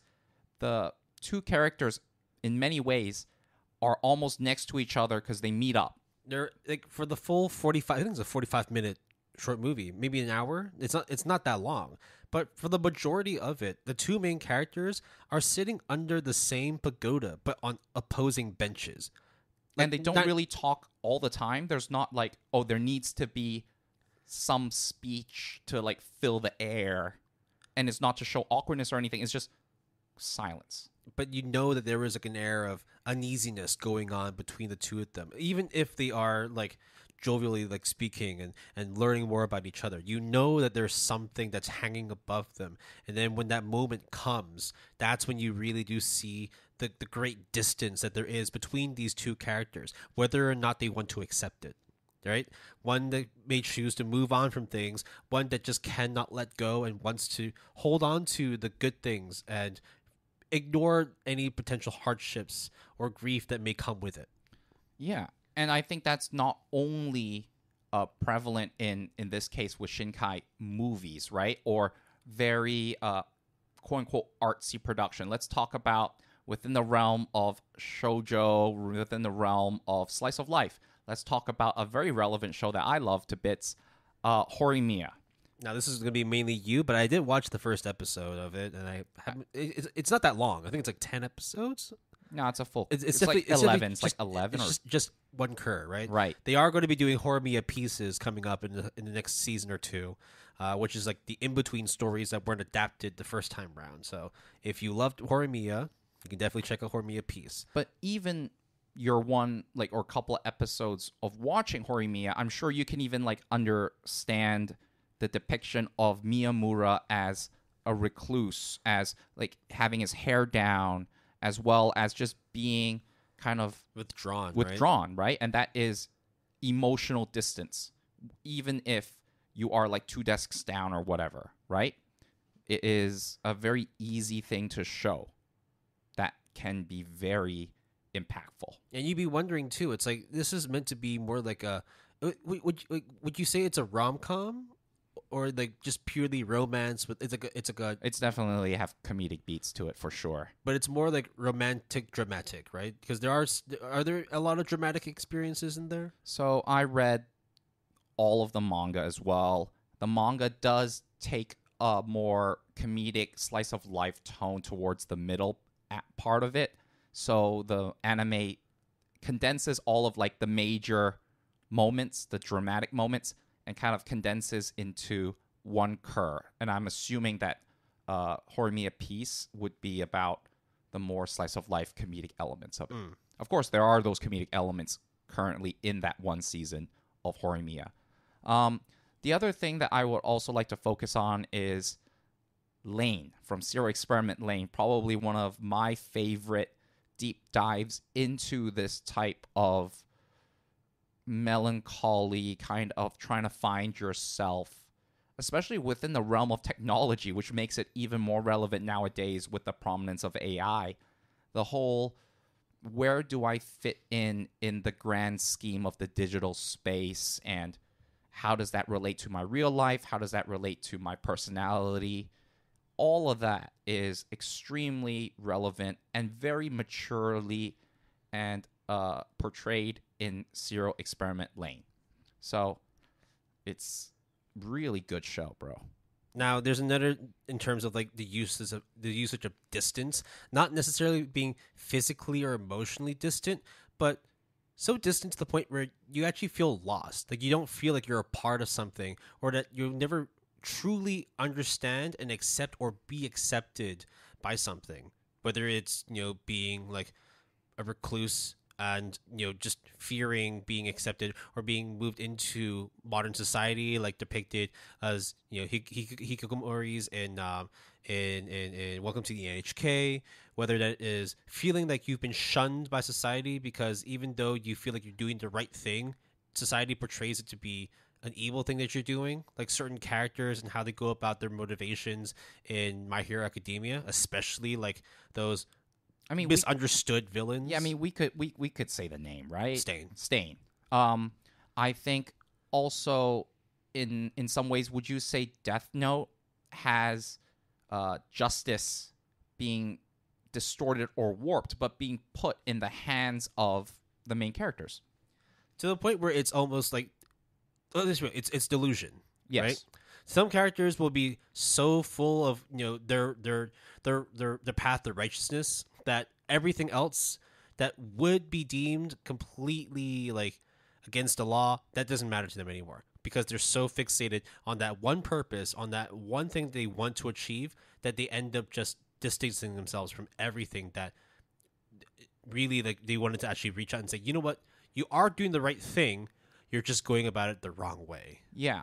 And it is something that is not a focus in Death Note, but it is definitely the grounds in which a lot of Death Note occurs, right? The whole issue of how a lot of things unfold is due to the perverse nature, the distortion, the denial, the implementation of justice and doing things the right way, or doing things the right way in your mind, right?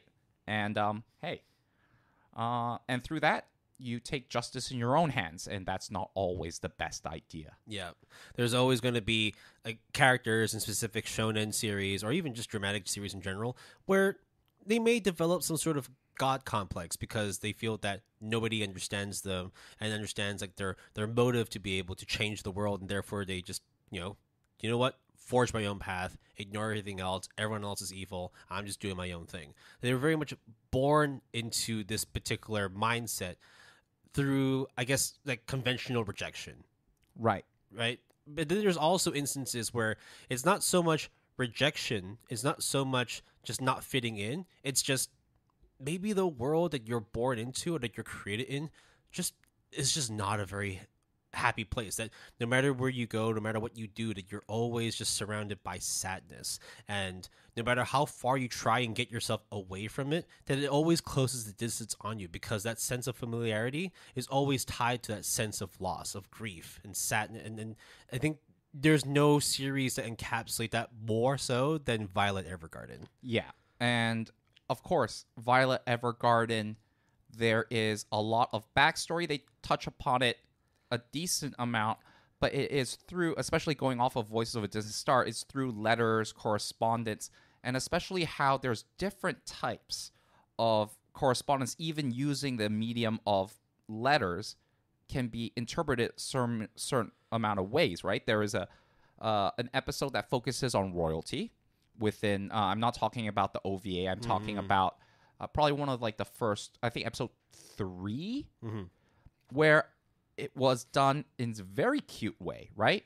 But if you think about it a bit more, that kind of cute interaction and development is stemmed from a form of isolation, a form of being withdrawn under certain practices that you have to adopt that may not be what you want to do, but because you are born into it, because you have to adapt to it, because that's what everyone else does, you have to do the whole rigmarole, whole shebang, that kind of thing. And let's be real. In terms of like Violet Evergarden, she must feel like her existence is just some sick joke from God, that she legitimately is born into a situation that she has no control over, but she has to do it because that's what her existence is. And the only way for her, it is like funny, but also ironic, that the only way that she can experience being a human being is sharing the sadness and depression that she has with other people who are also sad and depressed. I mean,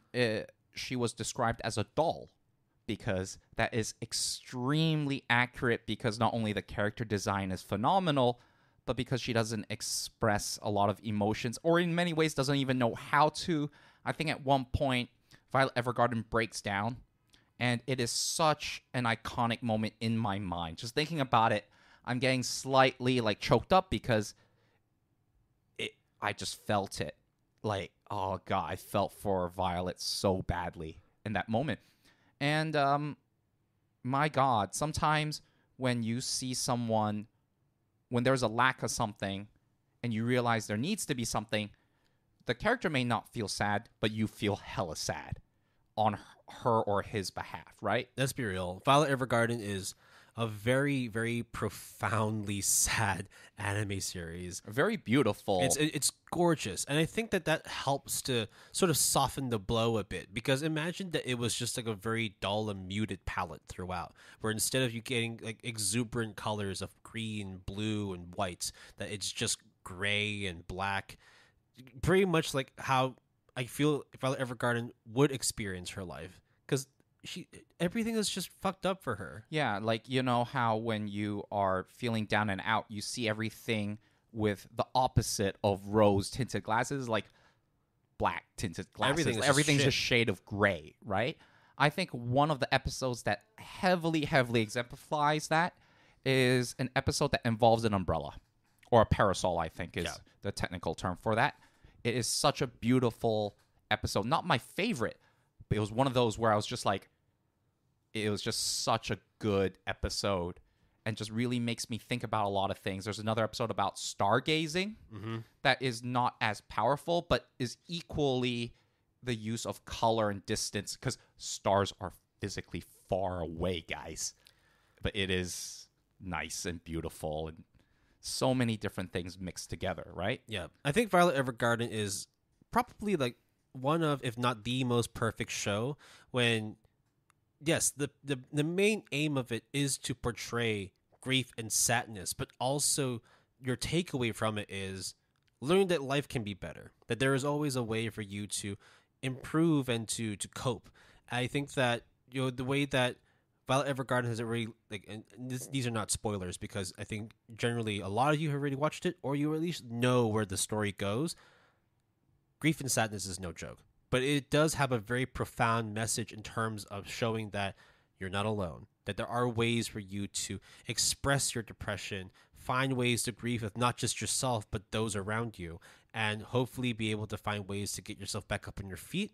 And you may not fully recover from things, but at the very least, you are continuously to move forward, no matter how slow or how small the steps you take. And that applies to Violet herself, right? In the very beginning, when you see, like, quote unquote, the before and after, through other people, she learns how to become and also, like, admit certain things and who she is. And similarly, I'm saying, like, that kind of relatability is very, very possible through anime and manga. Side note, though, I don't know if this applies to you, Will, but when I watched the first episode of Violet Evergarden, I thought there were robots involved. Yeah. Like I legit thought, like, no joke, it's really dumb in retrospect for me to even think that, but that thought did cross my mind. Like, this is going to be some real steampunk shit, right? Yeah, exactly. And I was like, oh, actually, it is none of that. It just so happens that there is a certain thing that happens. Yeah, I'm trying to dance around the spoiler, but yeah, I was just like, it's very robotic. That's why she's called a doll, because it's very emotionless. And I can very much safely say that at the end of Violet Evergarden, she's the polar opposite of that. But throughout that series, it definitely takes her a lot of time to be able to work through it, right? I see what you did there. I think we need a nice little segue into talking about if you are experiencing pain, grief, sadness, depression, hopefully there's one thing that can help you, and that's time. Because time heals all wounds, right? That must be true. That's been the saying for the last however many thousands of years. Yeah, absolutely. I think in the docket, I quoted someone from 300 BC, Menadir, who says, time is the healer of all necessary evils. Will, I hate to break it to you, but that is not always the case. It's just... Sometimes time is just a dick. Especially when time is literally all you have. Yes. When you are immortal, quote unquote, close to immortal, there is a lot of problems that happens. I think very much nowadays, a lot of people are now against the idea of being immortal. Obviously, not everyone shares that belief. But I think if let's say 20 years ago, the whole idea of immortality just sounds so appealing. Whereas nowadays, I think generally people are like, nah, fuck that noise. That's shitty. That's a terrible existence. And why would we say that? Well, we have certain shows that explore that, right? I think nowadays there are 3 shows with one of them. I'd like to add a 4th one. Ooh, shit. All right. So I'll go with the 3 shows. The first one is Land of the Illustrious. That's a very easy show to show that time is like not a factor for a lot of the main characters. The fact that like time just continuously moves in this series, and that is the main constant, that time will keep moving on and so will you, is actually very numbing, because that means that you actually fully highlight the level of depression and sadness that the characters see. Because if you've got nothing but time on your hands, how are you going to spend your time other than to wallow in sadness, wallow in your depression? Yeah, also, you are not human. Okay? I don't think that's a spoiler to say. Land of the Illustrious does not necessarily involve, especially the main character, is not human in nature. So what do you do when you're kind of immortal?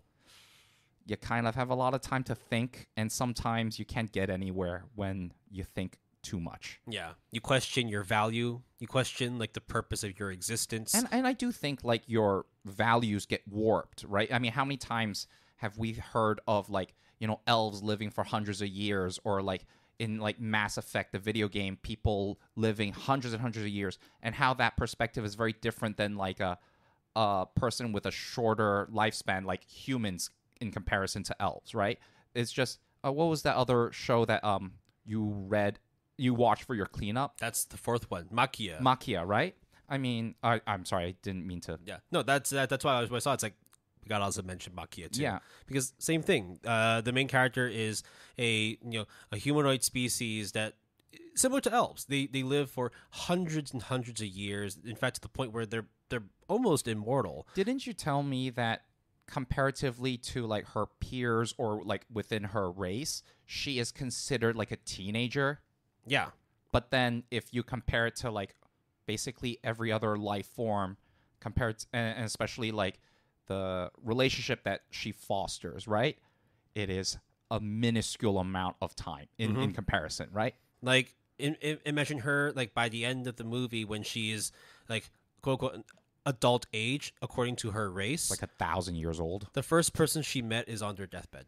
Like they're they that's like the sort of acceleration of time in comparison like to her own lifespan. That her life experiences go by so slow that she experiences personal tragedies over and over and over again. And that's why like the overriding theme of this was that yes, there are going to be moments of loss.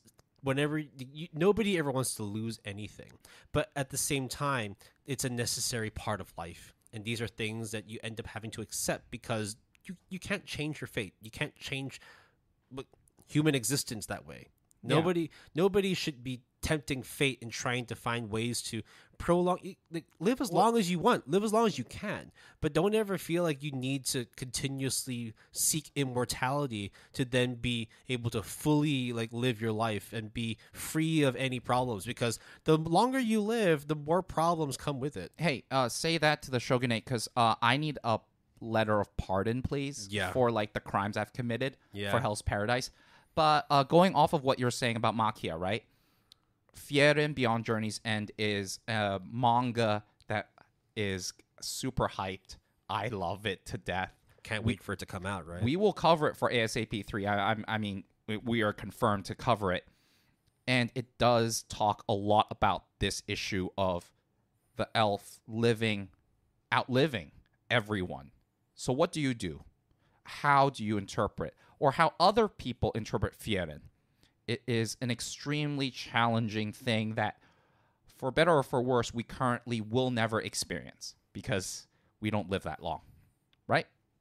But I think those types of lifespans that spans multiple generations and seeing that is something that at least you can understand in concept, because even though it's exaggerated or, kind of extended over a long period of time, you can imagine the pain and anguish and sadness that you will feel constantly now. So imagine that, but magnitudes and what you would do in that situation. You might be numb to it, or you might go insane. There's all these basically tragic downfalls that could occur from it, right? And I think Fiona and Beyond Journey's End is going to be a very, very good show, and it's 100% a very good manga. 10 out of 10. Definitely need to get around to reading it then in preparation for ASAP 3. I think To Your Eternity is also another one. It's a bit unfortunate that the anime is not as good as the manga, in my opinion, but it's there for sure. The next one is, I think, kind of still very much time related, but essentially using time to fix your problems. Yeah, what happens when okay, time is finite, right? So what happens if I just repeat it then? You know, like whenever you I'm sure that you, as in Jason, and you, the listener, have probably thought to yourself or been asked the question, if you could go back in time to fix something, Yeah, what would you do, or would you do it? exactly. And you've probably thought of thousands of and millions of things. I mean, what is that? What is that thought experiment of like, oh, if you were to go back in time to World War II, would you kill Hitler as a baby or as a child? Right? That kind of thought experiment is a very common kind of what's it called? Like, not prisoner's dilemma, like a what if kind of thing. Yeah, like a what if or like a moral dilemma. You know, there's another one about like train carts, I think, and then turning the lever.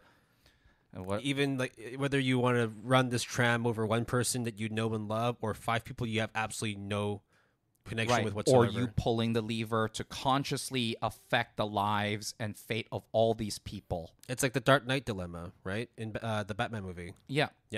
But let's not talk about the Dark Knight. Let's talk about time travel. And of course, how can we not mention essentially 2 shows? I have a third one here. I'm not sure we should mention it. But another fourth show. Do you think the Atomic Galaxy is relevant here? Yeah.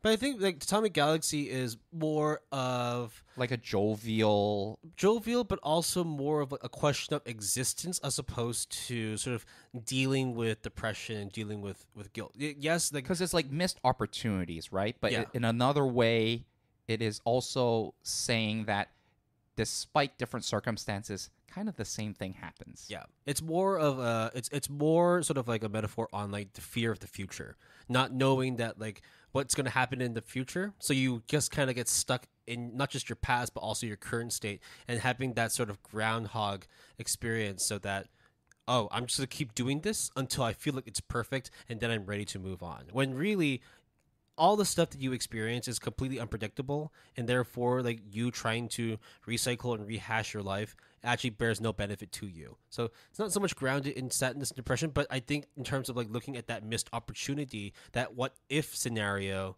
yes, then it does fall into that. Now there are, as you mentioned, 2 series that deal with this what if, but on a much more like actual, like consequential and a lot more serious kind of situation. So if I were to put a banana in a microwave, and then erase its existence, get it? Erased, yes. Get it? Okay, so the 2 shows is Erased and Steins Gate. I have not watched Steins Gate. I absolutely love Steins Gate. And both of us have watched Erased. Yes, best mom. Best mom, 100%. And it is obviously about time travel. I don't think that's necessarily a spoiler. Okay?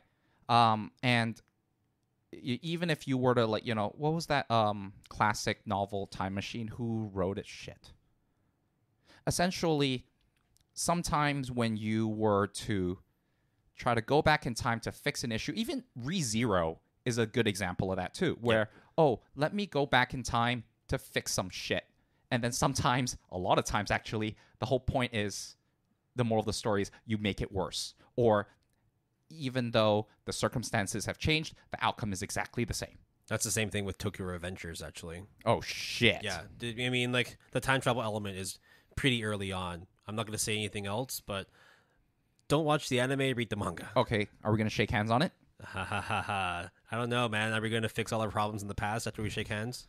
I don't know. Yeah. I don't think that's going to pan out, guys. Yeah, because that's not how it works sometimes. Unfortunately, time, no matter how much you have on your hands, can't fix or solve anything. And I think that's something that they really tried to explore in both Steins Gate as well as in Erased. Not to say that, like, depression is the main thing, the be all end all of how the characters existed in this world, but more so in terms of the fact that feeling that hopelessness, that powerlessness of not being able to fix something, and that. But I can do something about it, right? I can go back and do something about it. So why shouldn't I?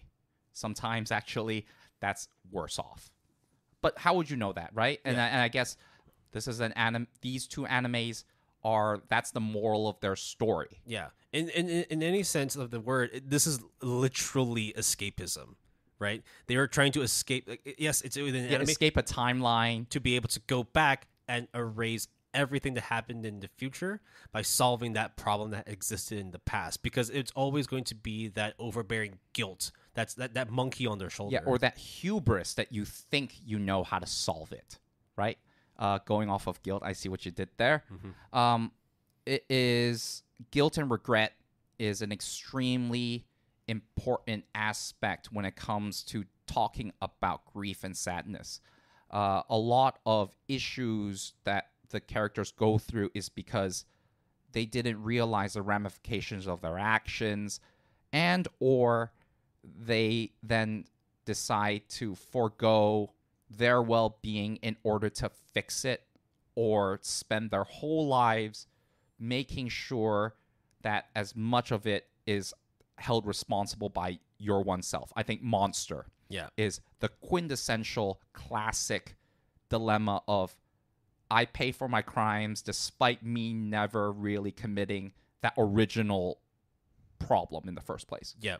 I did what I believed to be the right thing, but nobody believed what I was doing was the right thing, and I have to suffer the consequences whether I like it or not. I mean, in retrospect, I don't think the main character, the doctor, his decision, it didn't necessarily affect himself in the sense of the ramifications affected a lot of other people. He feels guilty from it. He regrets doing that. But how would he know at that time, right? Yeah. But he still has to live with it. And that is the whole series, is dealing with trying to fix the problem of the situation due to this regret, as well as him going through his inner demons about that decision, that snap decision, that one fateful night. Yeah. But there are also like series that tackle situations where no matter what you do, you can't change your reality. That there's going to be something that is stuck with you permanently and forever. I think this is a manga series that you've read and has at times really deeply fucked you up, which is real. Yeah, it is, the mangaka also did Slam Dunk, and the art definitely shows. Real is about wheelchair basketball. It's a sports anime in many ways, and also it is not about wheelchair basketball. It is actually from three different perspectives.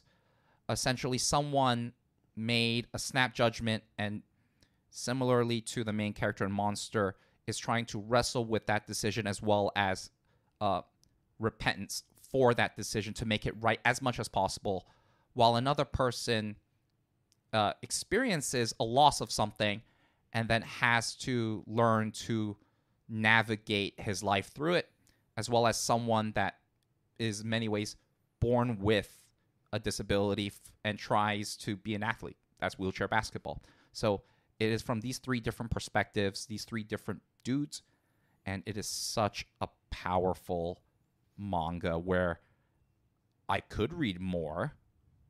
I'm just gonna put this down, though. It's really rough, and I think like what makes it more profound, at least from what you're describing, is that you were talking about guilt and regret, and these two things are extremely personal from one to another. Like the way that we all interpret guilt and regret, we place heavier weight and importance on certain things, and one thing that makes us feel guilty may or may not make us feel sad, but at the same time, like the level of regret that comes forward with it may not be like emotion that comes from yourself, but emotion that comes from those around you, and that in itself also wears down on your psyche, on your emotions as well. Yeah, because the grievance or the event that causes the grief and sadness is actually, in many ways, may not necessarily be related to one of the main characters at all, other than a participant of that event. But the weight, the burden, the mental burden, it is the shackles that in many ways are not physical in nature, is so paralyzing that like literally paralyzing. Yeah, I think like, dude, the themes in Real are real. Yeah, I mean, everyone under the sun will use that kind of saying, but it is very much accurate. I think it is some of the most raw, realist shit that it is so powerful. And this is an instance where like in a manga setting, it works absolutely well. It will be really hard to see if it translates onto the screen because, again, when you're dealing with such heavy subject matter, it's not always that easy to translate a personal experience into a moving picture and have and convey the same feelings. I don't know if I would ever want to advocate for an anime adaptation of Real. There are just some things that just work better in written form and manga form. Would I like it just so that it can, put more eyeballs towards the manga series? And advocating like for this particular expression of the theme, expression of understanding coping mechanisms, dealing with regret and guilt.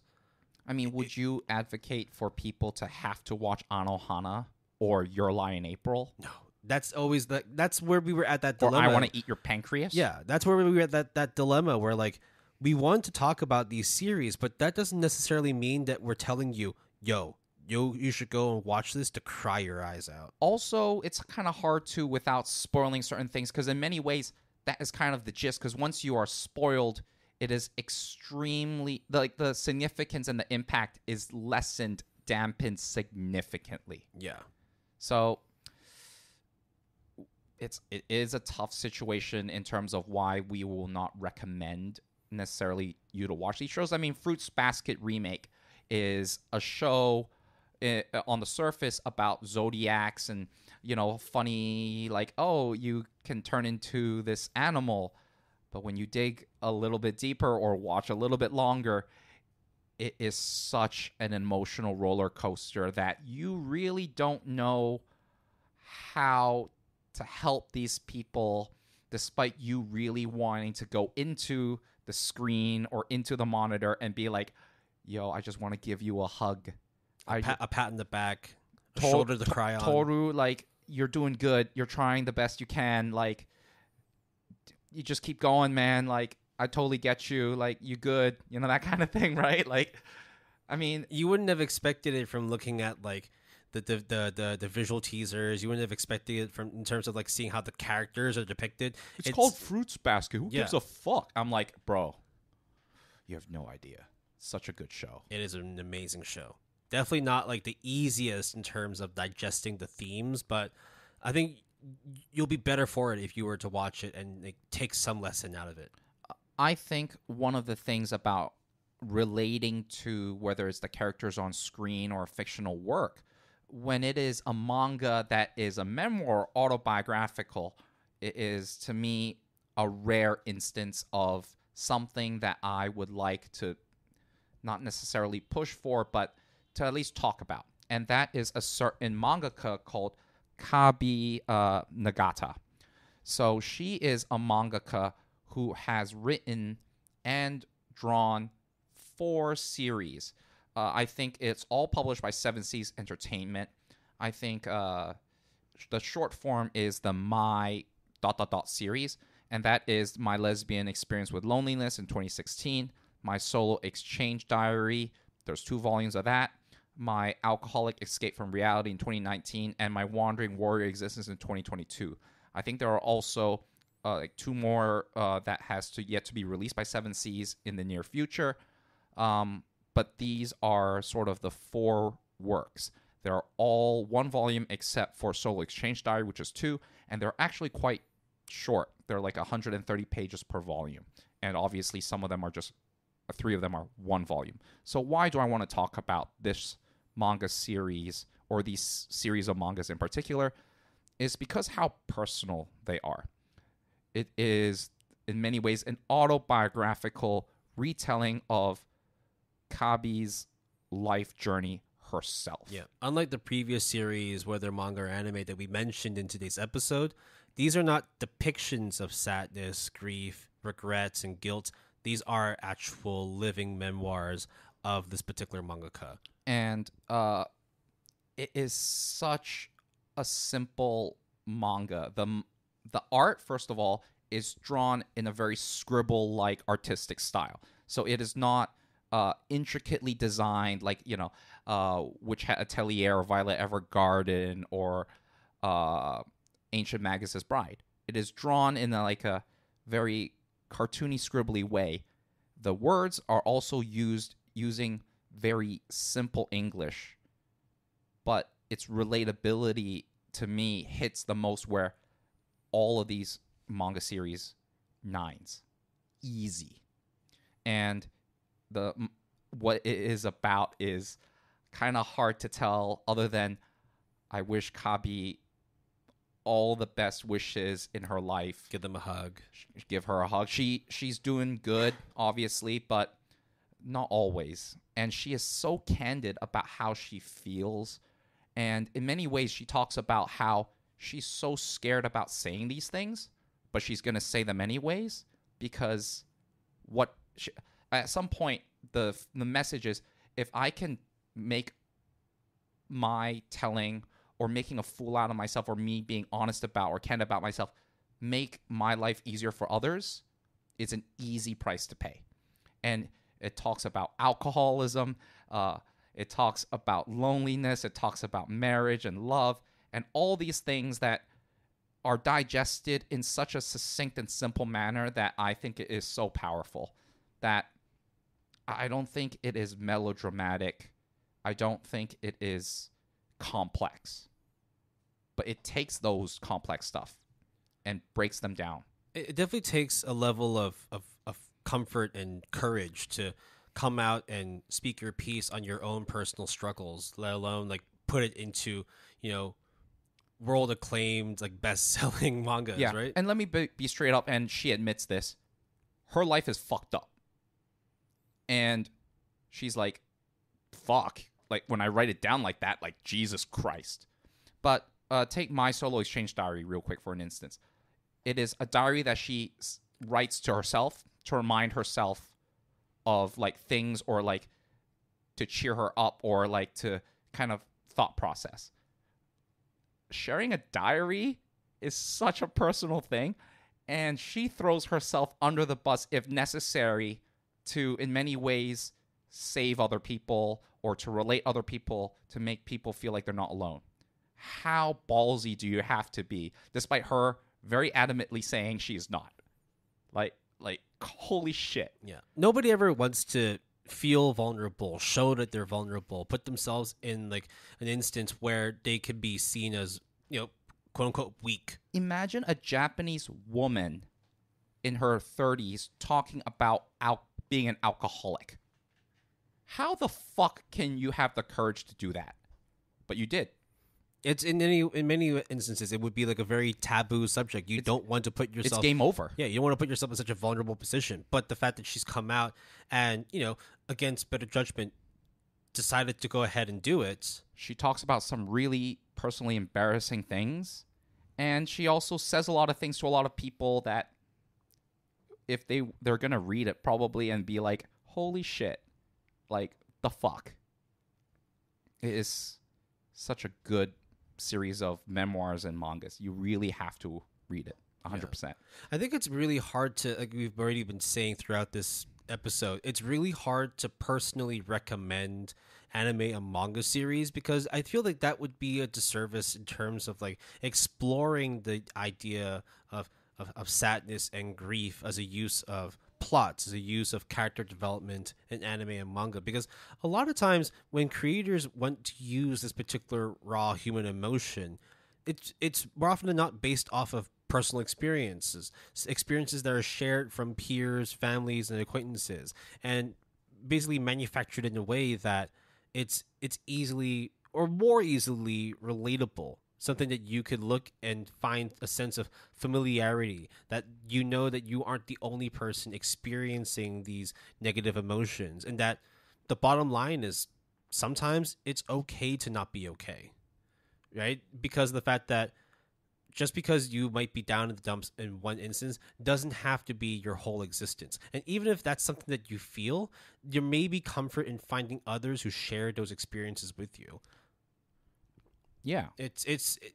Again, we do wish that everybody that's listening to this, or if you yourself as a listener know people that are going through these types of emotions, that it's not too hard to put out a helping hand, give them a shoulder to cry on, give them a hug, and help them out. And if you feel that you might not have those kinds of people in your life, or you can share those kinds of similar emotions, that there are also other mediums, particularly in this instance, anime and manga, that can be a good alternative reflection of those negative emotions that you're experiencing and how to potentially cope and persevere from it. Now, if you do not want to, let's say, read or purchase a manga or go through a cur of anime or a movie, if you have maybe 4 minutes, let me tell you about Shelter. It is such a good music video by Madeon, Porter Robinson, produced by A1 Pictures, where Porter Robinson, on record in an interview, said, "Oh, I picked A1 Pictures because they did Ano Hana. So I thought that they would be the right one to do this." And how right he was. Holy fuck. Let's talk about Shelter before we get into show notes. Housekeeping is 4 minutes cannot in many ways portray a narrative or story that should be that convincing, that impactful. We are not the first nor the last to ever say that statement. But Shelter proved, at least me, completely wrong. It is not about anything that I think I will go through or that I can necessarily relate to from a realistic portrayal perspective. But it is a show. It is a music video, not even a show. It is a music video that invokes a lot of response from an individual, and in this case, a lot of people in the anime and manga community. Would you say so, Will? Yeah. I think it came out of fucking nowhere too. It's crazy to think that it's not an AMV, it's just an MV, right? Because it's not necessarily like an anime music video, but it's a music video that's done animated form. And Porter Robinson is a weeb, so gotta rep the 2D plane, you know? The music king of weebs, Porter Robinson. And such a good song too. It really is hard to, like you said, right? Like, just use 4 minutes to really turn someone's world upside down, and then Shelter fucking does that. I don't know anyone who has watched Shelter and have not, at the very least, been like, that's pretty good. Like, personally, like, and emotionally moved by it, right? Yeah, or, like, understand why people would be moved by it. And you can't spoil it. I mean, you can, but it's just 4 minutes. Yep. Look, there's a lot of anime and manga that covers the instances of grief, sadness, how characters cope and deal with it. We haven't even gone over half of the stuff that originally is on the docket. Not all of it we probably should talk about, but, you know. And to be fair, I think it's also because of the fact that it's not like there are series that we only want to focus on that specifically deal with sadness and grief. It's because a lot of series already have characters that are either fundamentally broken, that don't come from, good families, good backgrounds, or just, from the day they were born till the day that they die, just experience hardship. And that's why it's not easy to recommend stuff to people, because one, we don't necessarily want to highlight people just going to watch sad shit and make them cry. And it doesn't, the shows that we talked about are not, in our opinions, manipulative or trying to tug at your heartstrings on purpose, or defined by being a sad anime. But what they are great at is being able to accentuate human emotion, to accentuate the importance of life and what it means to find someone that could be a confidant, someone that you can be comfortable in sharing personal, intimate experiences with. And with anime and manga, it's great because you don't have to share it with somebody. You can experience it for yourself and give yourself a little bit more comfort that, you're okay not being okay in this instance. You are going to be fine.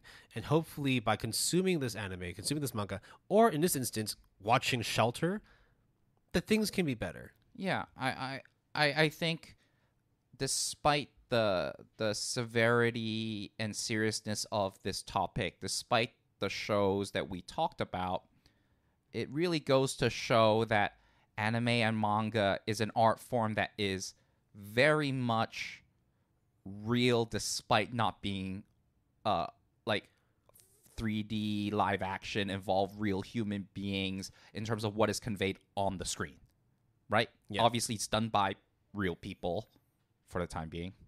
For the time being. For the time being. And it's not just... I mean, unless AI is able to convey human emotion, you know? Was it like the Turing test? Yeah. Holy shit.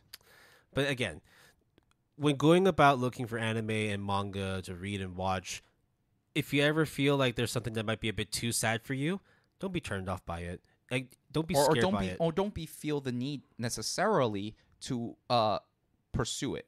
You could. You don't need to force yourself, but you don't need to convince yourself otherwise either. Yeah.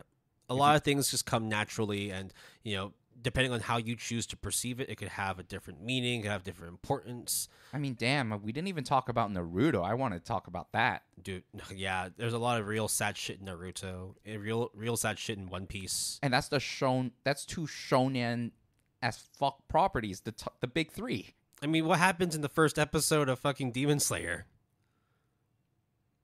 Bruh. Yeah. Garange. Okay, yeah. Nezuko, I don't fucking know. I'm sorry. Loss, grief, yeah. sadness. Just look at Sasuke. Yeah. Just fucking look at Sasuke all the damn time. Man, okay? Sasuke is the embodiment of sad boy. My God, the shit that he has to go through. Like, the embodiment of it, really. Yeah. That's basically why we aren't really recommending anything to you guys, because we know that you've already watched or read series that cover these types of emotions, whether directly or indirectly. Yeah, whether it is like the forefront of the series, or if it's something that accentuates a particular character plot. Or a trait or an archetype, as well as certain other shows like Welcome to the NHK or March Comes in Like a Lion. We've mentioned it before. It is very much applicable here, but we have said our piece in a previous episode. So you should check those out too if you have the time. Those are very good shows too. Yeah. What I will say as well is that, you know, despite not wanting to feel sad and emotional, I never want to put myself in a situation where I want to cry, right? Unless I'm feeling sad. But I'm open to that. Yeah. Because in the end, these are all more often than not natural human emotions. And if you are in a situation where it's not a natural thing, that actually it is a medical or psychologically diagnosed condition, that it's also okay to have those feelings, to be in that state of mind, that there are ways for you to cope, and that there are people that you can find comfort in sharing those experiences with, or consuming anime and manga that also potentially have a relatable kind of platform for you to further explore that particular emotion, to understand that emotion. A lot of the really emotionally profound anime and manga series I hold deeply in my heart, because sometimes they make me a better person. Sometimes they give me a better appreciation or understanding of the world around me, of the people that I surround myself with.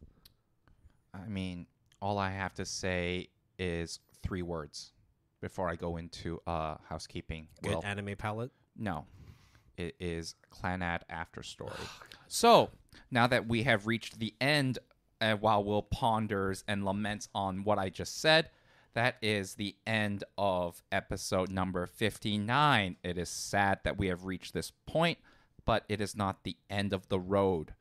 But you can always reach us, if necessary, through our email, gapalette@gmail.com. That's GAPALETTE, all lowercase, all one word. You can also tweet at us using the handle @PaletteGood. That's capital P and capital G, or one word. Or just come talk to us on Discord. I'm on there every once in a while, quite a bit actually. At least it's on my phone. Invite link is in the show description. We have a website, www.goodanimepalette.com, all lowercase, all one word. Music credits for this episode is Inure by Heyson is our intro music. Our break music is Bottai by Ooyy. And our outro music is I Don't Mind, the instrumental version by Particle House. You can always support the music artists that we feature by listening to them on Spotify, Apple Music, or various other music listening platforms. And our royalty-free music was provided by Absorbing Sound. If you are interested, you can always sign up using the referral link that is in our show description. Terms and conditions do apply. Yep. I hope people don't interpret this episode as here are some bummer anime and manga that you should totally check out. It's more to be fair, some of them, a lot of them, almost all of them are those. But it's not from a place of, yo, let's all feel miserable about our existence. It's more like finding common ground with others that, when we were at our lowest points, that there are also other people who have been there before, and that you may be able to share experiences, share coping mechanisms to at least be more at ease when interpreting and experiencing those instances of grief, sadness, depression. And similarly with a lot of topics, we have not really explored or scratched the surface of even what we originally prepared for today. But, I think that was a good place to stop, for the time being at least, right? And at the very least, you got us, Good Anime Palette Podcast people, telling you about the good stuff. Yeah, so don't worry. We will be going back to talking about some more rosier stuff, but it'd be remiss of us to not highlight some of the deeper and sometimes the more complicated, emotions that exist in anime and manga. Because look, these are all created by real human beings as well. And sometimes the series that you watch are actually, real life experiences and parallels with the creators, and therefore it may help you to gain a level of appreciation, help you to understand the emotions that you go through, and better digest them. I think it is a testament to anime and manga that despite it being animated, drawn, despite it being sometimes very fictitious, fantastical in nature, that ultimately the stories and struggles, trials and tribulations of a lot of these characters, even as far away from our current IRL reality as possible, can have the same mutual common ground. I think that is really a powerful statement that to the end of time, I will be very appreciative that anime and manga has given me. I mean, that's also why it's like, for me, for you, and for the listeners, I'm sure that there are anime and manga series that really hold strong sentimental value to us, not because of how fun they were, but because of how deep they explored certain emotions that are raw and personal, that may or may not be something that you could comfortably talk to another person about, but you can at least sort of live and experience through a medium that gives you a level of comfort. As an offhand, real quick, it is maybe others may not be as comfortable as, sharing of their knowledge or sharing their experiences, but this has actually happened to me. When I said to someone that was, let's say, a bit more sensitive about certain topics or just not that comfortable sharing information or in a social setting, all I did was literally said the words Violet Evergarden, episode 10, and that was the icebreaker, the catalyst that got us talking. It's those emotionally pivotal moments, right? And then they were like, "Oh, I got you," and he was like, "Understand. I understand you too."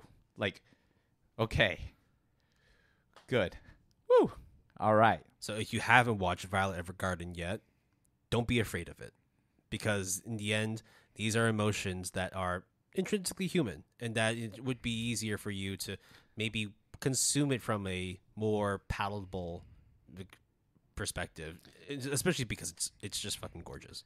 Okay, now before we leave you listeners, I need to sort of say, are you listeners ready to, in about 2 weeks' time, witness Will's grief and sadness when I bestow upon him the quiz that is the penultimate, the finale of GAP Season 5. Yeah, that's something to look forward to. So yeah, stay tuned in 2 weeks where we will be wrapping up season 5, the best of the podcast, the worst of the podcast, some of the stuff that we absolutely loved during the past 6 months, things that we'd rather just erase from our memories. Holy shit, I have so much homework. Yeah, the best characters, the worst characters, the moments that just left us in stitches, the parts that just made us want to throw a fucking phone into the fucking screen. Whatever it may be, I mean, we've got you covered. Phones are expensive, though. Yeah, I'm doing an upgrade. Are you? Wait, if you're getting your monitor repaired, shouldn't you destroy it first before getting it repaired? I mean, that's why I'm. Well, I mean, it's already destroyed. That's why it's getting repaired now. But I'm not going to destroy this one. What happened, Will, that led you to this path of destruction? Oh, I don't know. I was watching. What was I watching? I was watching something, and then all of a sudden my screen just blurred out, and then I had to go get it fixed. Oh, so in other words, the screen couldn't handle it. Oh, no, it could not. It was too traumatic for the screen. Yeah. Holy shit. Luckily, I didn't have to experience much grief because I'm still within the warranty period, so Woo! That's all good. But yeah, I think that's about time. Thank you all for listening to this rather emotional journey into anime and manga. Hopefully, you'll be able to digest everything we've taken in, and go ahead and watch some of the stuff that we've talked about. If you've already watched it, it'd be great if you wanted to jump onto the Discord and maybe share your thoughts and feelings. What is the one thing? Is it Violet? I would say that would be the one that if you haven't gotten around to watching for any reason or another, I think just try to put those aside and go about it. If there is a manga that people can read, that's also really hard to actually suggest because some of them can go, some of them cut deep. I think Violet Evergarden is the perfect balance of visual impact, emotional impact, as well as just sheer spectacle. It's so hard to not recommend it, you know? Yeah. So I think we'll leave it there then. Evermore, right? Yep. So thanks very much. Take care. Enjoy your anime and manga, and we'll catch you all very, very soon. Peace.